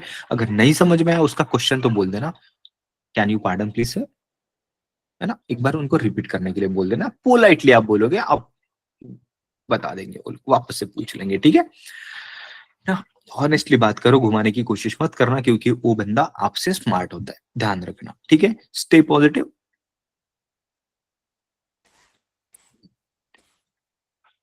मतलब बेसिकली आप कहीं प्रीवियस ऑर्गेनाइजेशन से जा रहे हो तो किसी के बारे में बुराई मत करना उसके सामने, ठीक है। किसी के बारे में निगेटिव बात नहीं करना, जो भी है पॉजिटिव बात करना, सिंपल, ठीक है। क्योंकि आपने अगर निगेटिव बात कर ली तो समझ जाओ वो लोग खराब नहीं है जिनके बारे में बात कर रहे हो, खराब आप हो, क्योंकि आपका निगेटिव एटीट्यूड है, ठीक है। आस्क क्वेश्चंस, है ना। जब भी इंटरव्यू फिनिश हो जाता है, अगर वो आपको मौका देता है कि would you like to ask anything, है ना, तो बिल्कुल आपने पूछना चाहिए, है ना। कुछ भी पूछ सकते हो कि यहाँ पे दिन कैसे बीतता है, मतलब कितने आवर्स काम करना पड़ता है, कितने हफ्ते में कितना दिन काम करते हैं, है ना। मतलब सैटरडे छुट्टी होती है क्या, नहीं होती है, आने का टाइमिंग क्या है, जाने का टाइमिंग, आप पूछ सकते हो कुछ भी। आपके हाथ में अपॉर्चुनिटी है, आपको ऐसा लगता है कि कुछ और ऐसी चीज है आपको समझ में आ गई, इंपॉर्टेंट है, आपको पूछना चाहिए, पूछ लो बिंदास, ठीक है। और not too good, ask feedback. अच्छा, आपको ऐसा लगता है कि आप कहीं, मतलब आप नहीं हो रहा है आपका सिलेक्शन, या जो भी है ना, कहीं फंबल हो गया, उन्होंने बोला कि ठीक है आपको थोड़ा इम्प्रूवमेंट की जरूरत है, थोड़ा सा सीख लो, आप कुछ कर लो, है ना। बोलते हैं कोई कोई, है ना, आप अभी फिट नहीं हो हमारे ऑर्गेनाइजेशन के लिए, तो उनको पूछ लेना, सर क्या आप मुझे फीडबैक दे पाओगे ताकि मैं इम्प्रूव कर पाऊँ अपने आप को, ठीक है। सो फीडबैक मांग लेना उनको, ठीक है। और इंटरव्यू के बाद में थैंक यू बोलना उनको, थैंक्स फॉर द अपॉर्चुनिटी, है ना। उसके बाद फॉलो अप, है ना। प्रोफेशनल ईमेल भेजना, फॉलो अप करना है तो आपको शॉर्ट लिस्टिंग के बारे में, है ना, चांसेस ऑफ बीइंग अकोमोडेशन, आप अच्छा मेल लिखोगे ना तो शायद हो सकता है आपका रिज्यूम साइड में भी रखा होगा तो सिलेक्शन के प्रोसेस में ही होगा ऑलमोस्ट, तो हो सकता है आपका ही मेल गया हो उनको, तो आपके हायर करने के चांसेस बढ़ जाएंगे, ठीक है। इवैल्यूएट योरसेल्फ, ठीक है। सेल्फ एनालिसिस करना बहुत जरूरी होता है, अच्छा गया बुरा गया इंटरव्यू कैसा गया तो, और फीडबैक तो ले ही लेना, ठीक है। एडिशनल टिप्स है बेसिकली, है ना, अपडेटेड होना चाहिए, बहुत ज्यादा इंपॉर्टेंट नहीं है ये चीज, बट देखो एरोगेंसी से बात नहीं करना, है ना। मॉक इंटरव्यूज वगैरह देना, इसलिए तो बोला मैंने आपको कि आप अगर रेडी हो जाओ तो मुझे बोल देना, हम लोग मॉक इंटरव्यू भी शेड्यूल करेंगे, ठीक है। यस, पंक्चुअल वगैरह होना चाहिए। मेंटल प्रिपरेशन, देखो यार, स्टे काम, बिल्कुल ऐसा टेंशन लेने वाली बात नहीं है, डीप ब्रीथ लेना, एकदम लंबी सांस लेके बैठ जाना, डरने की कोई चिंता नहीं है, ठीक है। वो बिल्कुल नहीं डरना, ठीक है, टेंशन फ्री रहना, और जो कुछ है हॉनेस्टली बता देना, और treat rejection as a learning. अगर उसने बोल दिया आपको कि ठीक है आपका अभी हो नहीं पाया, आप सुटेबल नहीं हो, तो ठीक है, आपके लिए लर्निंग एक्सपीरियंस है, आप उनको फीडबैक मांग लो और बढ़िया स्माइल देके ब्यूटीफुल से निकल जाओ, शायद हो सकता है उसी पे फिदा हो कि आपको जॉब मिल जाए, ठीक है। हायरिंग की प्रोसेस वगैरह ये थोड़ा एक बार पढ़ लेना, ठीक है। ये अभी के लिए आपको इंपॉर्टेंट नहीं है, आपको अगर लगता है कि बड़ी ऑर्गेनाइजेशन में जा रहे हो कि इस टाइप का हायरिंग का प्रोसेस है, टेक्निकल राउंड है, एचआर राउंड है, क्या है, तो वो सारा चीज आपको समझ में आ जाएगा, ठीक है। Not much important. और ये सारा चीजें तो जस्ट रीड रीड वाला था, कुछ नहीं है। एक्सपेक्टेड क्वेश्चंस, है ना, क्या क्या क्वेश्चंस आपको बेसिकली इंट्रोड्यूस योरसेल्फ, ऐसा एक क्वेश्चन हो सकता है। तो देखो यार, आपका इंप्रेशन ना, फर्स्ट इंप्रेशन लास्ट इंप्रेशन होता है, तो आपको उसी के अकॉर्डिंग आप, मतलब वही ध्यान में रख के आपको बात करना है, ठीक है। तो मैं तो बोलूंगा आपको ये सारे जो क्वेश्चन है आपको डिटेल में पढ़ना चाहिए, ठीक है, डिटेल में करना, क्योंकि सारे के सारे क्वेश्चंस मैंने बहुत ही रिलेवेंट टू द पॉइंट और इंपॉर्टेंट क्वेश्चंस मैंने बताए हुए हैं, ठीक है। तो डिटेल में आप देखोगे तो ज्यादा बेनिफिट हो जाएगा आपको, ठीक है। और देख ही लेना, ठीक है, छोड़ना मत इसको, मैं अभी छोड़ रहा हूँ क्योंकि क्या है, मैं ऊपर ऊपर से बता दूंगा तो आप यही सेशन देखोगे और हाफ नॉलेज इज डेंजरस। ठीक है, तो ये क्वेश्चंस इसी के लिए सब कुछ करना है हमें, तो इसको डिटेल में देखना है। ठीक है, डन सर, प्लीज डिटेल में देख लेना इसको। मैं यहाँ पे लिखता हूँ,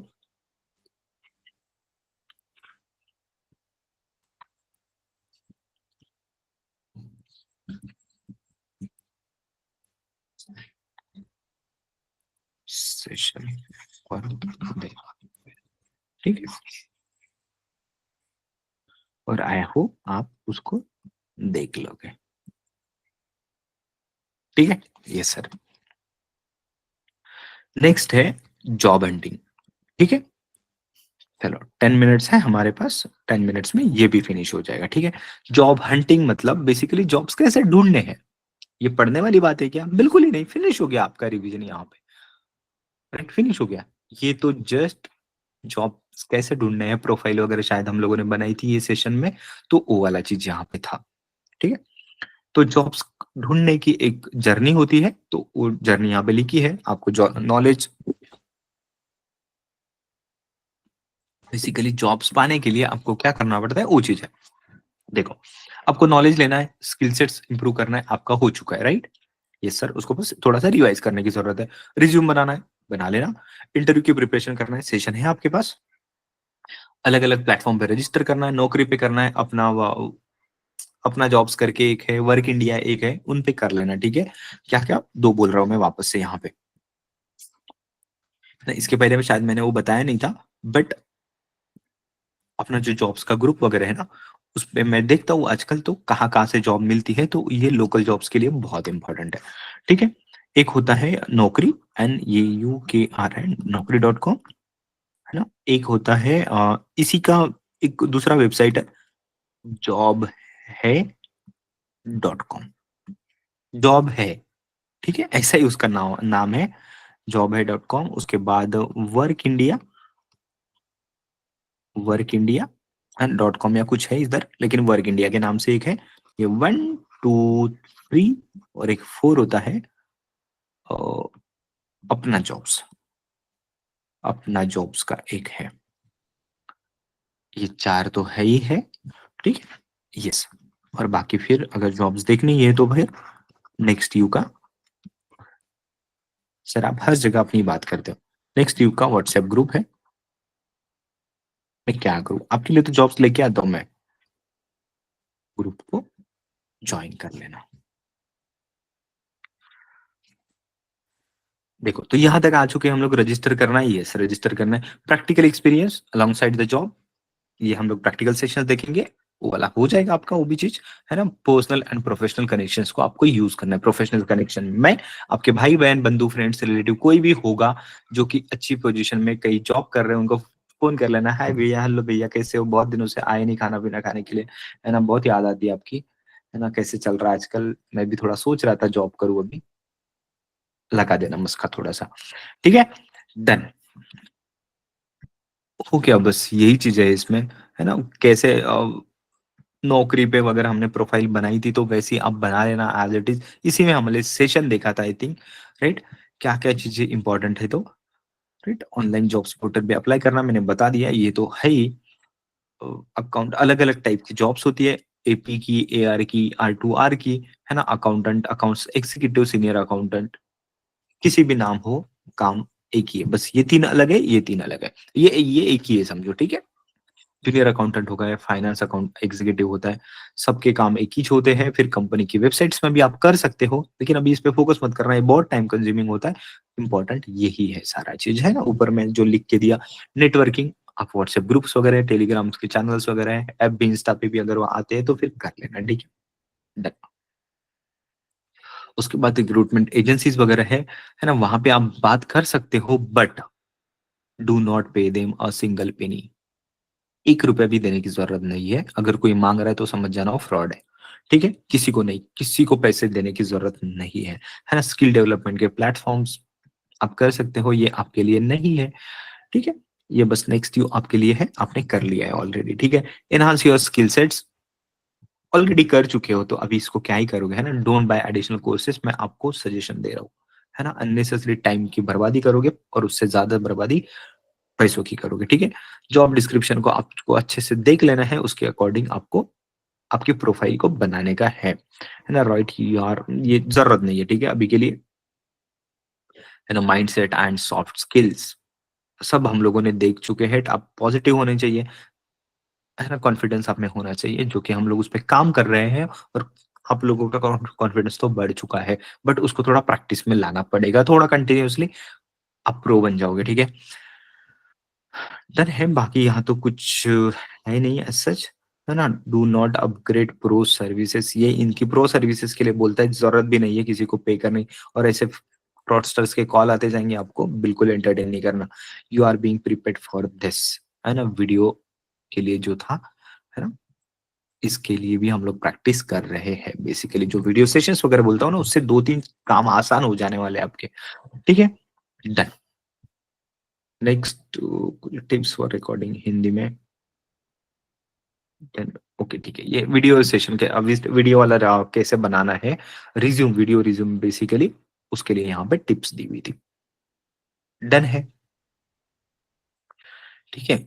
इस तरह से हमारे सारे के सारे वीडियो, सॉरी, रिवीजन के सेशंस फिनिश हो गए। कोई भी चीज ऐसी है जो हमारी छूट गई हो तो प्लीज मुझे बता दो, तो मैं कवर कर लेता हूँ। अदरवाइज कुछ पूछना है तो फिर आप पूछ लेना, है ना। कुछ लगता है आपको छूटा हुआ है और कैसा था ये हमारा रिवीजन का सेशन वगैरह, तो थोड़ा आप इस पे बोल दो, है ना। मुझे बहुत अच्छा लगेगा आप फीडबैक दोगे तो, है ना। और ये आपके लिए यूजफुल होगा या नहीं होगा, आप थोड़ा अपने साइड से बता दो। मुझे तो पता ही है 100% आपको बहुत काम आने वाला है। Yes please. सर, आप एक बार टैली पे रिवीजन कर सकते हो? बिल्कुल, टैली का यस कर सकते हैं, ठीक है। उसके अलावा कुछ पूछना है पूछ लो, नहीं फिर सर, इसको वो फिनिश कर एक बार देंगे, रिवीजन कर। ठीक है। बाकी किसी को और पूछना है?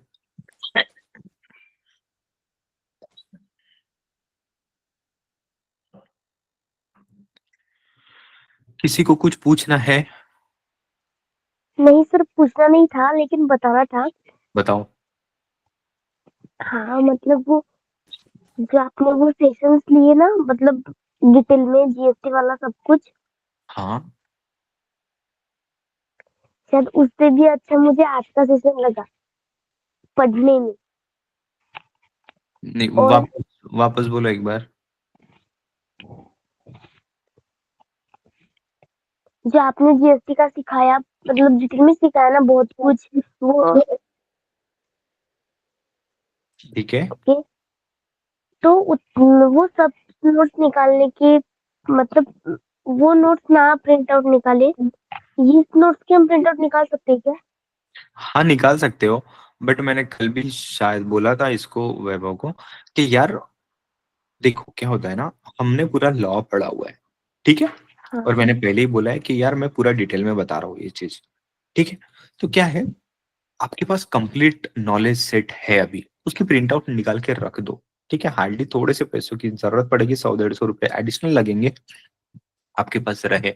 क्योंकि क्या है, डिटेल में आपके पास होना बहुत जरूरी है, ठीक है। प्रैक्टिकली जीएसटी का लॉ बहुत बड़ा है, ठीक है। सब कंपनी में सारी चीजों की जरूरत नहीं पड़ती है, लेकिन मैंने सारी चीजें आपको सिखाया। तो जॉब्स के हिसाब से, कंपनी के टाइप के हिसाब से कुछ इंपॉर्टेंट वाली चीजें होती है, की पॉइंट्स है, जो कि सर हर एक कंपनी में इंपॉर्टेंट है। वो सारा चीज मैंने आज आपको रिवीजन के फॉर्म में बता दिया, ताकि इतना भी कर लोगे तो आपका काम बन जाएगा, ठीक है। बट क्या होता है ना, देखो, कभी टीसीएस और टीडीएस की बात कर रहा हूं मैं, ठीक है। जीएसटी टीडीएस की बात कर रहा हूँ, इनकम टैक्स वाला नहीं, ठीक है। उसकी बात कर रहा हूँ। अगर उस पे अगर कुछ क्वेश्चन आया या कुछ आया तो कैसे करोगे, उसके बारे में नॉलेज कैसे आएगा, वो तो मैंने बताया नहीं इसमें। क्योंकि वैसे टाइप की कंपनीज बहुत कम है।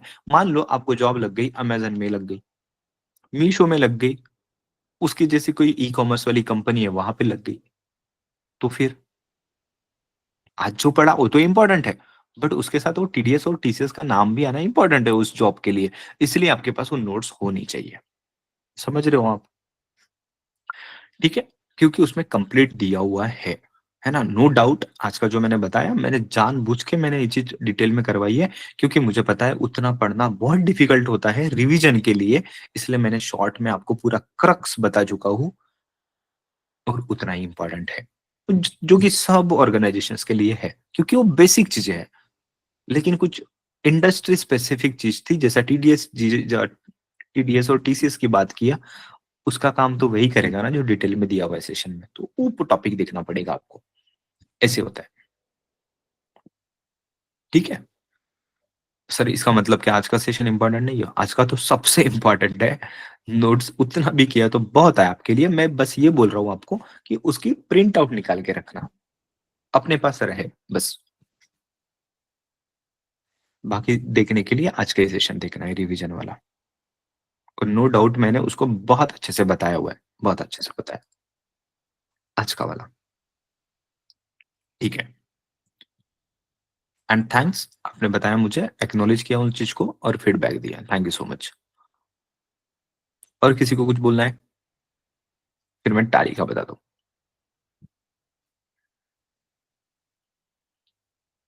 ठीक है, टैली पे मूव करते हैं हम लोग।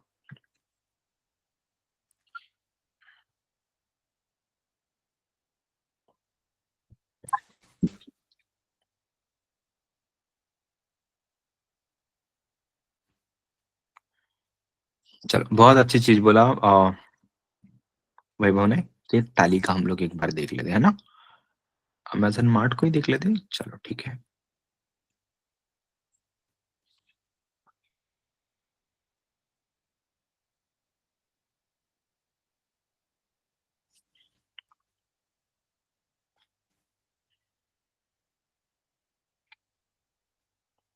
ओके,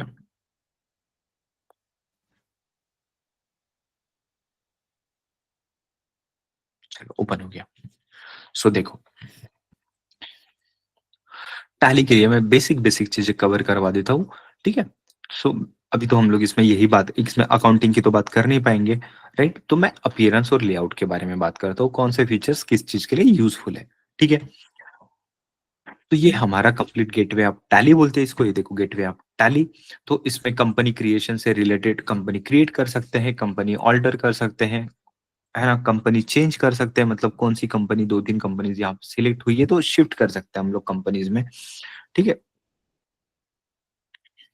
उसी के साथ मैं उसी दूसरी कंपनी में सिलेक्ट करता हूँ, सिलेक्ट है क्या यहाँ पे, ये सिलेक्ट करना है, तो मुझे और एक कंपनी इसके साथ ओपन करनी है तो मैं कर सकता हूँ। कौन सा, ये टाटा सन्स, टाटा सन्स को ओपन किया मैं।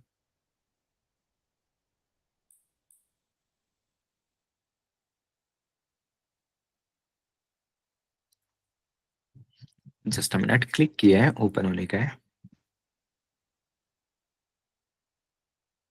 ठीक है, यहाँ पे कितने भी कंपनियां हम लोग ओपन करके रख सकते हैं, बट उसको स्विच करने के लिए आपको यहाँ से देखो, जो नाम यहाँ पे है उस कंपनी में काम हो रहा रहेगा।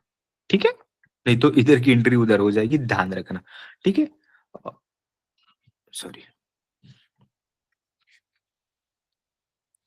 देखो यहाँ चेंज में 2 ही कंपनी दिख रही है, ऊपर से नीचे, नीचे से ऊपर कर लेना, देखो नाम आ गया इसमें। ठीक है, ये सर उसके बाद ये कनेक्ट वगैरह, ये रिमोट वाले फीचर से, ऑनलाइन फीचर से इसको छोड़ देना। ठीक है, कोई दिक्कत नहीं।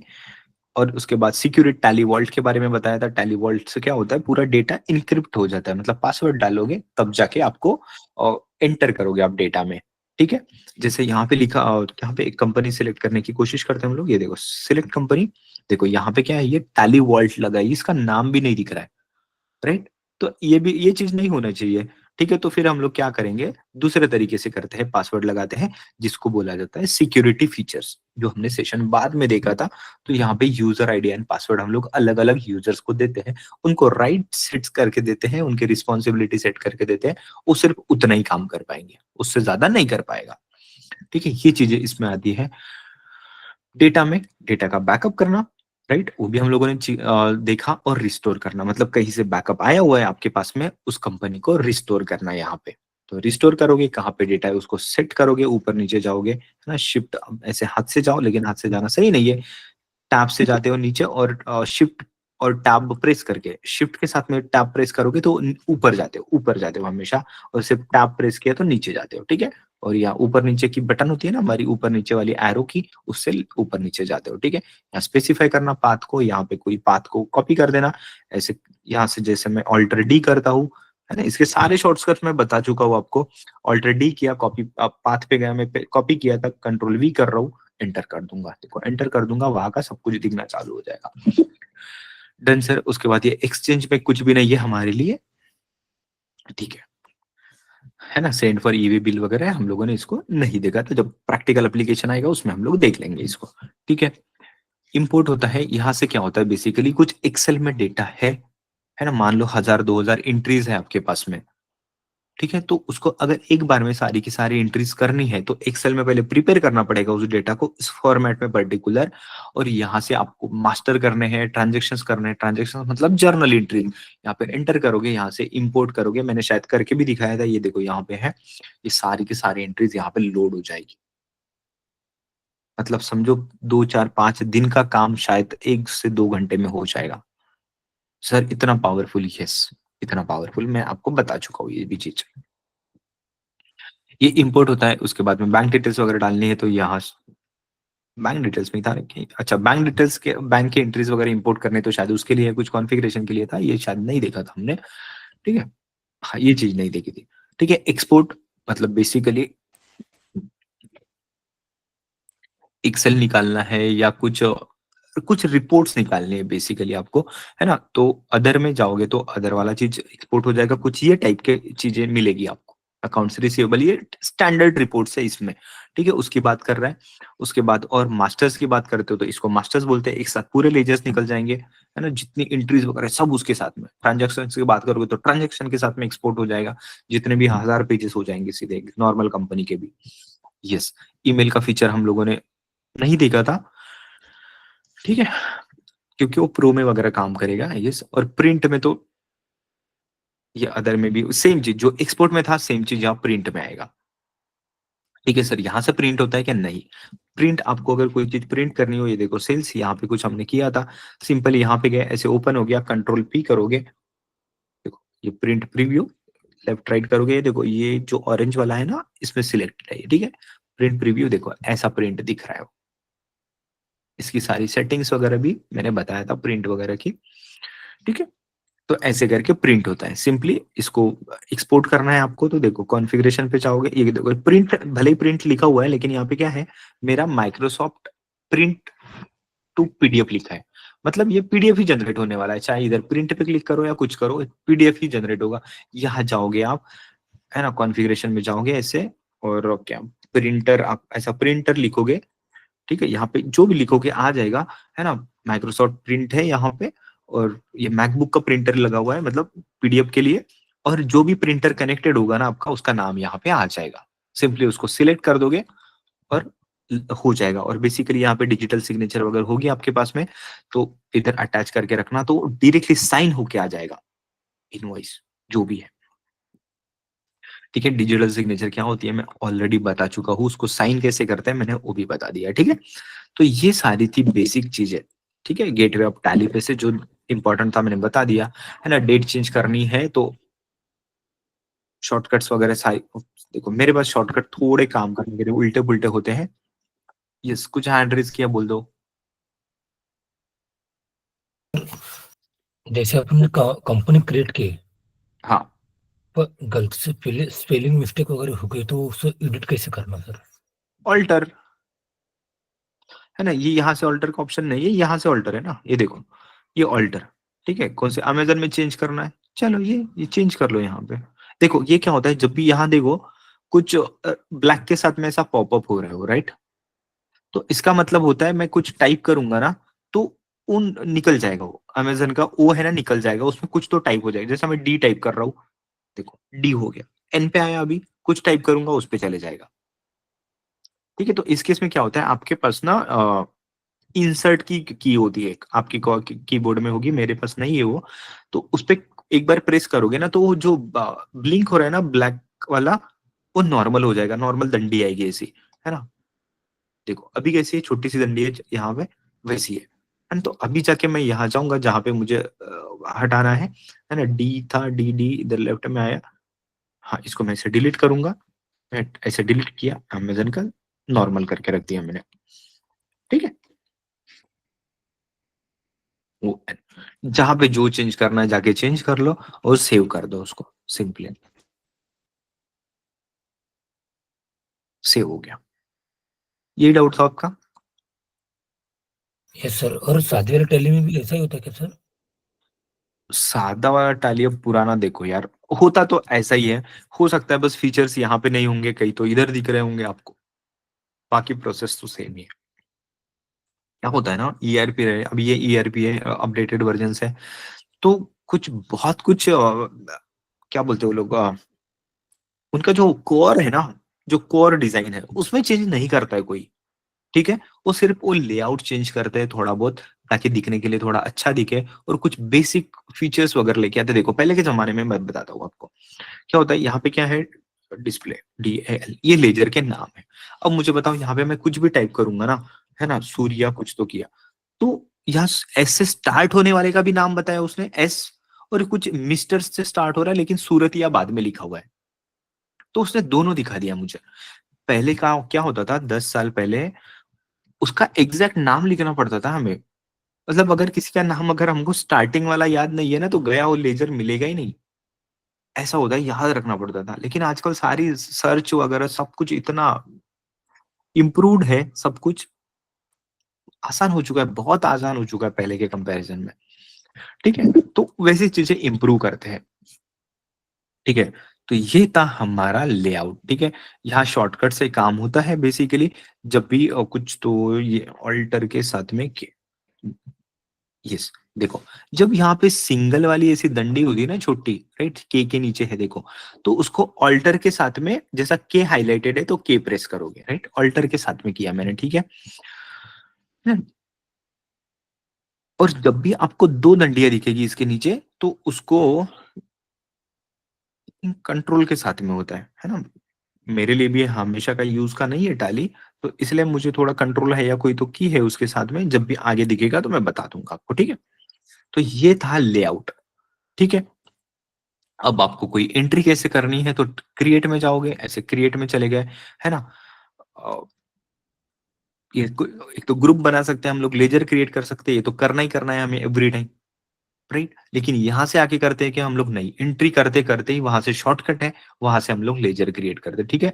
यहाँ से बैक आओगे, यहाँ लेजर क्रिएट करोगे, इतना टाइम पास करने वाले मेरे स्टूडेंट्स नहीं है, ठीक है ना। करेंसी वगैरह बनाने की जरूरत नहीं है, ठीक है। अगर कोई US डॉलर में वगैरह कर रहे हो तो बात अलग है, दूर की बात है, ठीक है। वाउचर टाइप यहाँ कॉन्फ़िगरेशन वगैरह करते हैं, कुछ अगर स्पेसिफिक टाइप का वाउचर टाइप सेट करना है आपको तो करेंगे, बैंक के लिए स्पेसिफिक, है ना, सेल्स के लिए स्पेसिफिक, ऑलरेडी तो है हमारे पास, फिर भी अगर कस्टमाइज चाहिए हमें, अलग लेवल के लोग हैं हम लोग, तो कर लेंगे हम लोग, कोई दिक्कत नहीं है, वो भी डिटेल में बता चुका हूँ। यहाँ इन्वेंट्री के आइटम वगैरह कैसे बनाते हैं, यूनिट्स कैसे बनाते हैं, यूनिट्स मतलब क्या, केजी, लीटर, मीटर, जो भी है ना यूनिट्स, वो बोलते हैं इसको यूनिट्स, नंबर्स, राइट। लोकेशन मतलब गोडाउन्स वगैरह कौन से लोकेशन में माल रखा हुआ है, वो लोकेशन की बात है, ठीक है। हमारी बेसिक डिटेल्स, जीएसटी के डिटेल्स, पैन का डिटेल्स वगैरह वो यहाँ पे आ जाएगा, ठीक है। अगर एंट्री करनी है ऑल्टर, देखो सेम चीज जितनी हमने यहाँ पे क्रिएट में देखा ना, इन सब में अगर कुछ गलती हो गई, चेंज करना है, तो ऑल्टर में आना, सारी चीजें सेम, और लेजर में आ गए, जिसमें भी आप क्लिक करोगे यहाँ पे चेंज हो जाएगा, ठीक है। डन सर, है ना। चार्ट ऑफ अकाउंट्स वगैरह जितने हमारे पास चार्ट ऑफ अकाउंट्स है यहाँ पे आपको दिख जाएंगे, ठीक है। उसके बाद आता है वाउचर्स, तो एंट्री होती है ये वाउचर्स में से, ये यहाँ पे वाउचर में आके, ठीक है। तो ये रिटेल सेल्स वगैरह ये हमारा कस्टमाइज वाउचर है जो हमने बनाया हुआ था, ठीक है। तो यहाँ शॉर्टकट्स की है हमारी, है ना। आपको अगर F4 करना है, मतलब ये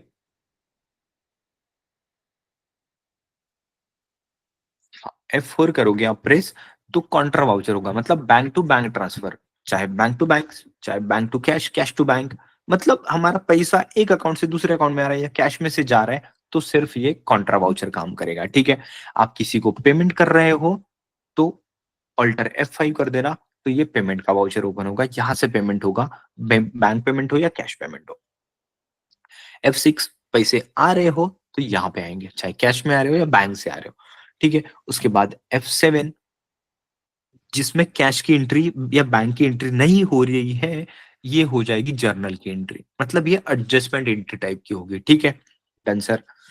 उसके बाद एफ सेल्स एफ करते हो आप तो सेल्स हो जाएगा। तो देखो हमने इतने सारे टाइप के कस्टमाइज वाले वाउचर बना के रखे हैं, है ना। ये बाय डिफॉल्ट वाला था, इसका एस वाला, और बाकी जो जितने भी आए उसके साथ में ये सारे कस्टमाइज बना के दिया था मैंने, ठीक है।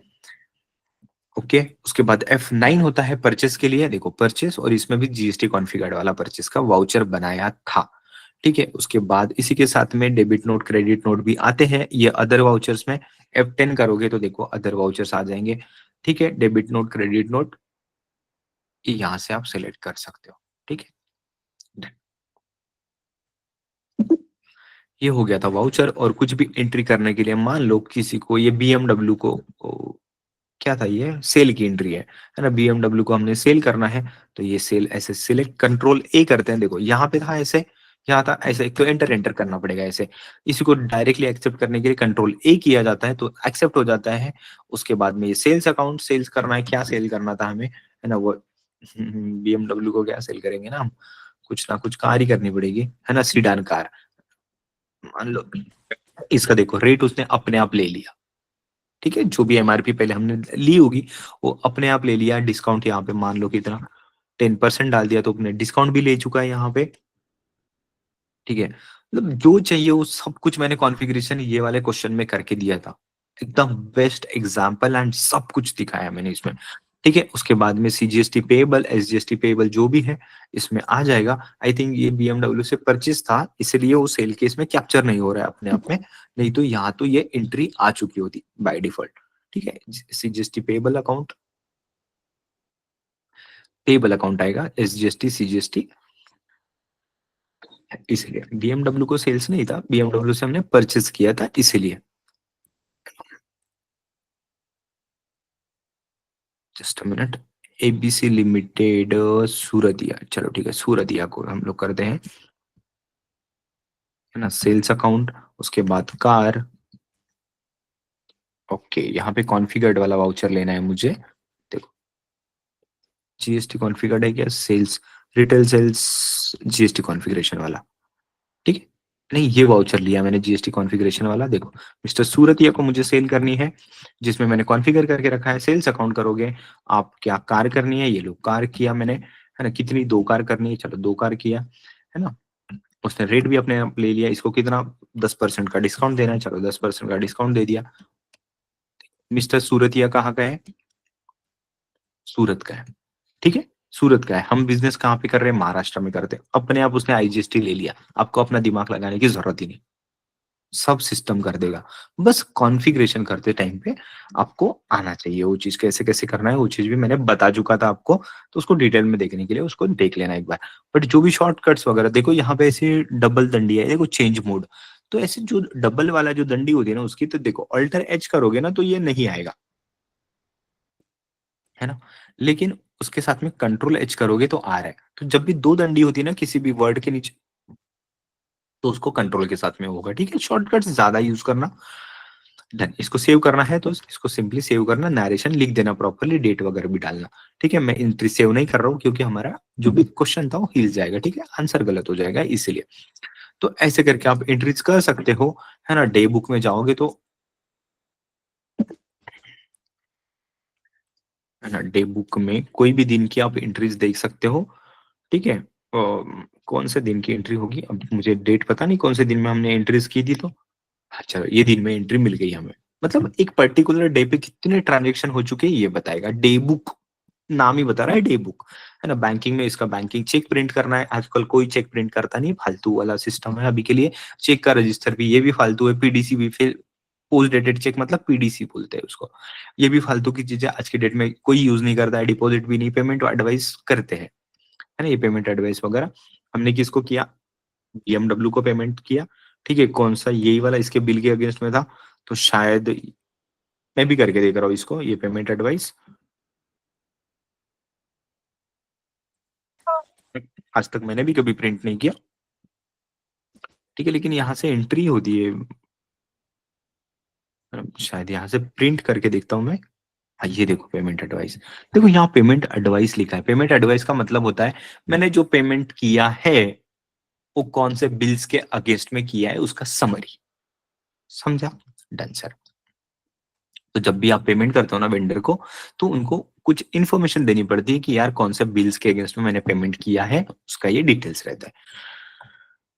Done sir. ये bank reconciliation is very important. मैंने आपको पूरा बता चुका हूँ, बैंक रिकंसिलिएशन बहुत अच्छे से बताया था।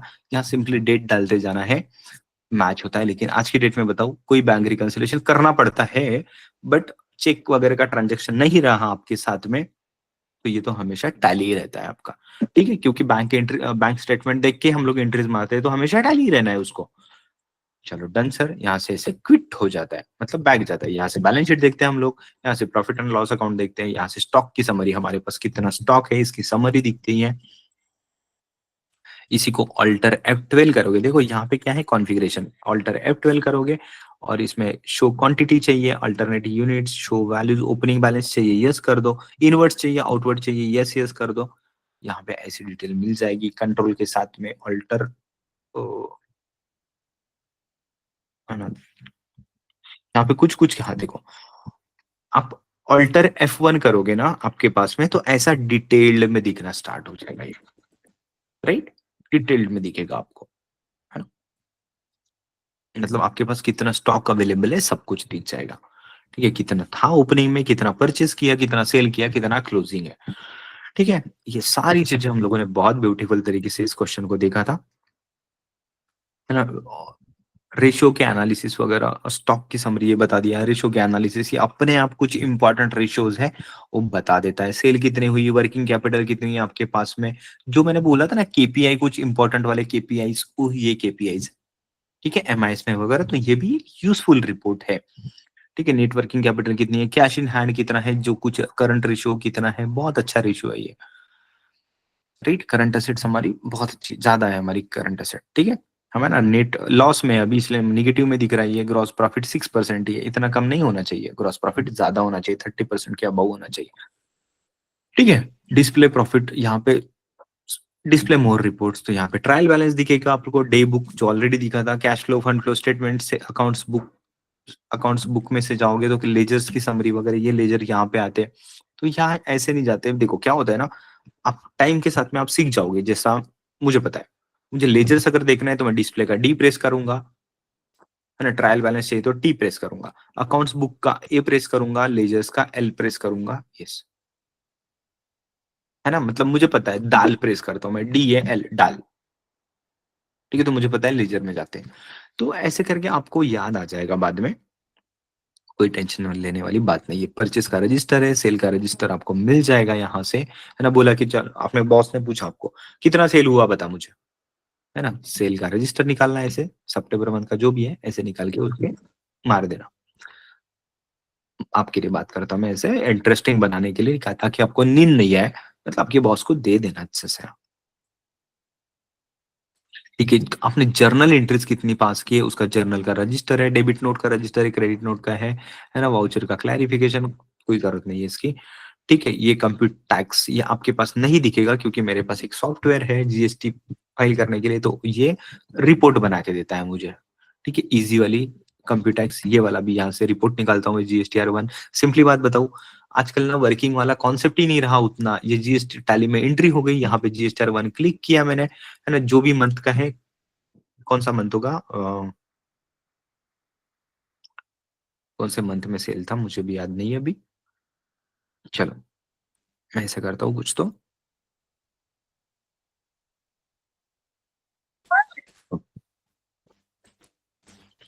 ठीक है, कुछ जनरेट कर रहा है। देखो 109 एंट्रीज थी इसकी।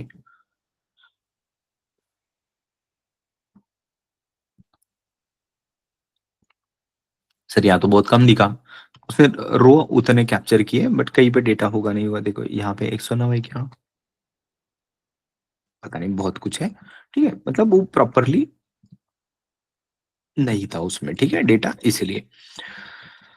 तो देखो ऐसी उसने रिपोर्ट बना के दे दिया। ठीक है, ये सिंपली कुछ नहीं, ये रिपोर्ट जनरेट हुआ, इसको सॉफ्टवेयर जो होता है सॉफ्टवेयर में इंपोर्ट करना है, आपका GSTR1 रेडी, राइट। है ना, यहाँ देखो आप टैक्सेबल वैल्यू की टोटल आएगी, ठीक है। ये सेल का GSTR1 में क्या आता है, टोटल सेल हमने कितनी एंट्रीज मारी सेल की है, देखो 4 कस्टमर है, उसका कौन सा स्टेट है ना। उसके ये क्रेडिट नोट का था, ये जुगाड़ू वाला था इसलिए वैसा वाला आ रहा है, CR वगैरह लिखा है, देखो डेबिट नोट है या क्रेडिट नोट है, सब लिखा हुआ है यहाँ पे, ठीक है। मैंने जुगाड़ू एंट्री बताई थी कुछ तो एक, है ना। उसमें क्या बोलते हैं, डिफरेंशियल वैल्यू यहाँ पे बता रहा है नहीं आनी चाहिए, लेकिन वो जुगाड़ू एंट्री थी, वो कैप्चर नहीं किया ठीक से, मैंने बता चुका था आपको इसकी प्रॉब्लम क्या है तो, है ना। उसका देखो GST की वैल्यू आ रही है ना। उसके बाद में ठीक है, टैक्सेबल वैल्यू वगैरह आनी चाहिए थी, लेकिन वो जुगाड़ू एंट्री होने के कारण वो सब कैप्चर नहीं किया। हाँ ये देखो इधर, ये क्रेडिट नोट देखा हमने पहले, ये देखो आउटवर्ड सप्लाई,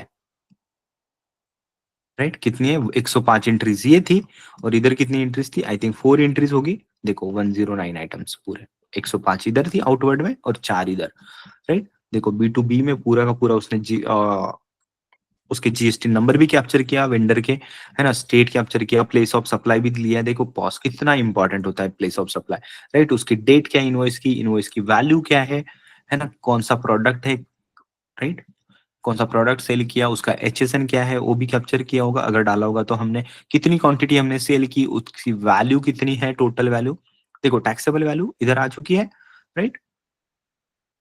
देखो टैक्सेबल वैल्यू और इनवॉइस वैल्यू भी आई है यहाँ पे, ठीक है। ये टैक्सेबल वैल्यू, उसके बाद में ये क्वांटिटी आ चुकी है, अमाउंट आया हुआ है यहाँ पे CGST SGST के, और ऐसे करके ये हमारा रेडी है पूरा का पूरा, ठीक है। रिपोर्ट इसको सिंपली हमें सॉफ्टवेयर में इंपोर्ट करना होता है, फाइल रेडी, डन।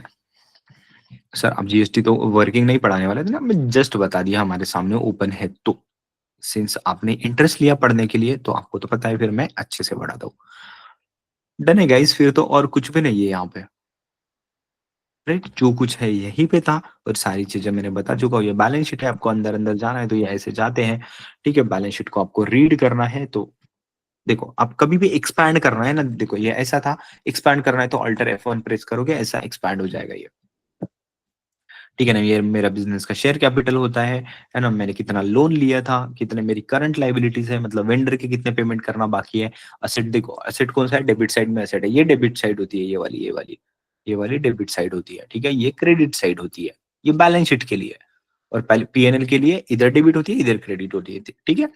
क्योंकि असेट्स मेरे डेबिट में होते हैं, चाहे करंट असेट हो या कुछ भी हो, और ये लॉस है इसलिए ये इधर साइड में आया है, डेबिट साइड में, ठीक है ना। यहाँ क्लिक करोगे तो आप PNL पे आ जाओगे, देखो यहाँ इधर नेट लॉस आया हुआ है, हमने इतना सेल किया था, क्लोजिंग स्टॉक मेरे पास इतना बचा था 93 का, है ना। और मेरा ग्रॉस प्रॉफिट सिर्फ 3 करोड़ का ग्रॉस प्रॉफिट है, ठीक है। उसके बाद मेरे खर्चे बहुत ज्यादा, इनडायरेक्ट एक्सपेंसेस, इसलिए मुझे नेट लॉस हुआ मेरे बिजनेस में, ठीक है। ये ऐसा पढ़ा जाता है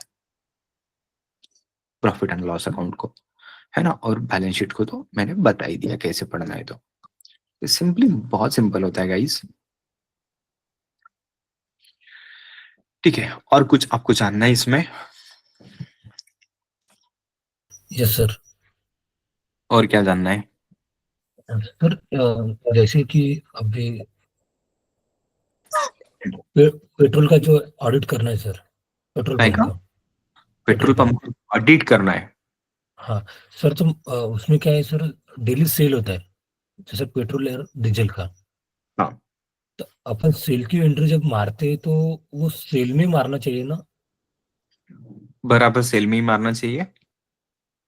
पर जब मैं वर्क कर रहा था अभी, जब वर्क चालू है तो मैं सेल में न मारते हुए मैं रिसिप्ट में मार रहा हूँ, ऐसा क्यों?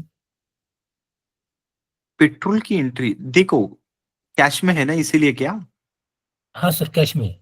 देखो सीन क्या होता है मैं बताता हूँ, एक काम करते इस सेशन को रैप अप कर लेते पहले, ठीक है, बाद में डिस्कस करते उसको एडिशनल थिंग, ठीक है, चलेगा। ओके बाकी सर। इससे रिलेटेड कुछ पूछना है आपको? नहीं सर।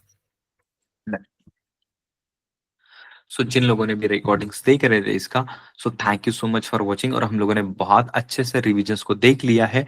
सो आई होप आप लोगों ने एंजॉय किया इसको, और एक दो बार इन सेशंस को देख लेना, हार्डली 4 to 5 आवर्स का हो चुका होगा, 5 आवर्स वगैरह, है ना, जो कि नॉर्मल है, बिल्कुल नॉर्मल है, ठीक है।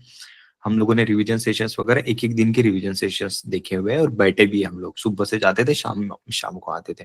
ये तो आपके पास, आपके बस फिंगर टिप पे है, ठीक है। जस्ट इसको देख लेना, एक दो तीन बार जितना भी पॉसिबल होता है, हर दिन एक एक बार अगर देख लिया ना, पूरे 2 4 5 दिन देख ही लेना, बिल्कुल आपके पूरे दिमाग में आ जाएगा ये चीज, ठीक है। So thank you so much, और कुछ भी रहता है तो मुझे पोस्ट किया करना, ठीक है। मुझे कुछ भी डाउट्स होता है पूछ लेना, ठीक है, डन। डाउट्स के साथ में कभी भी नहीं आगे बढ़ना। Thank you so much, thanks.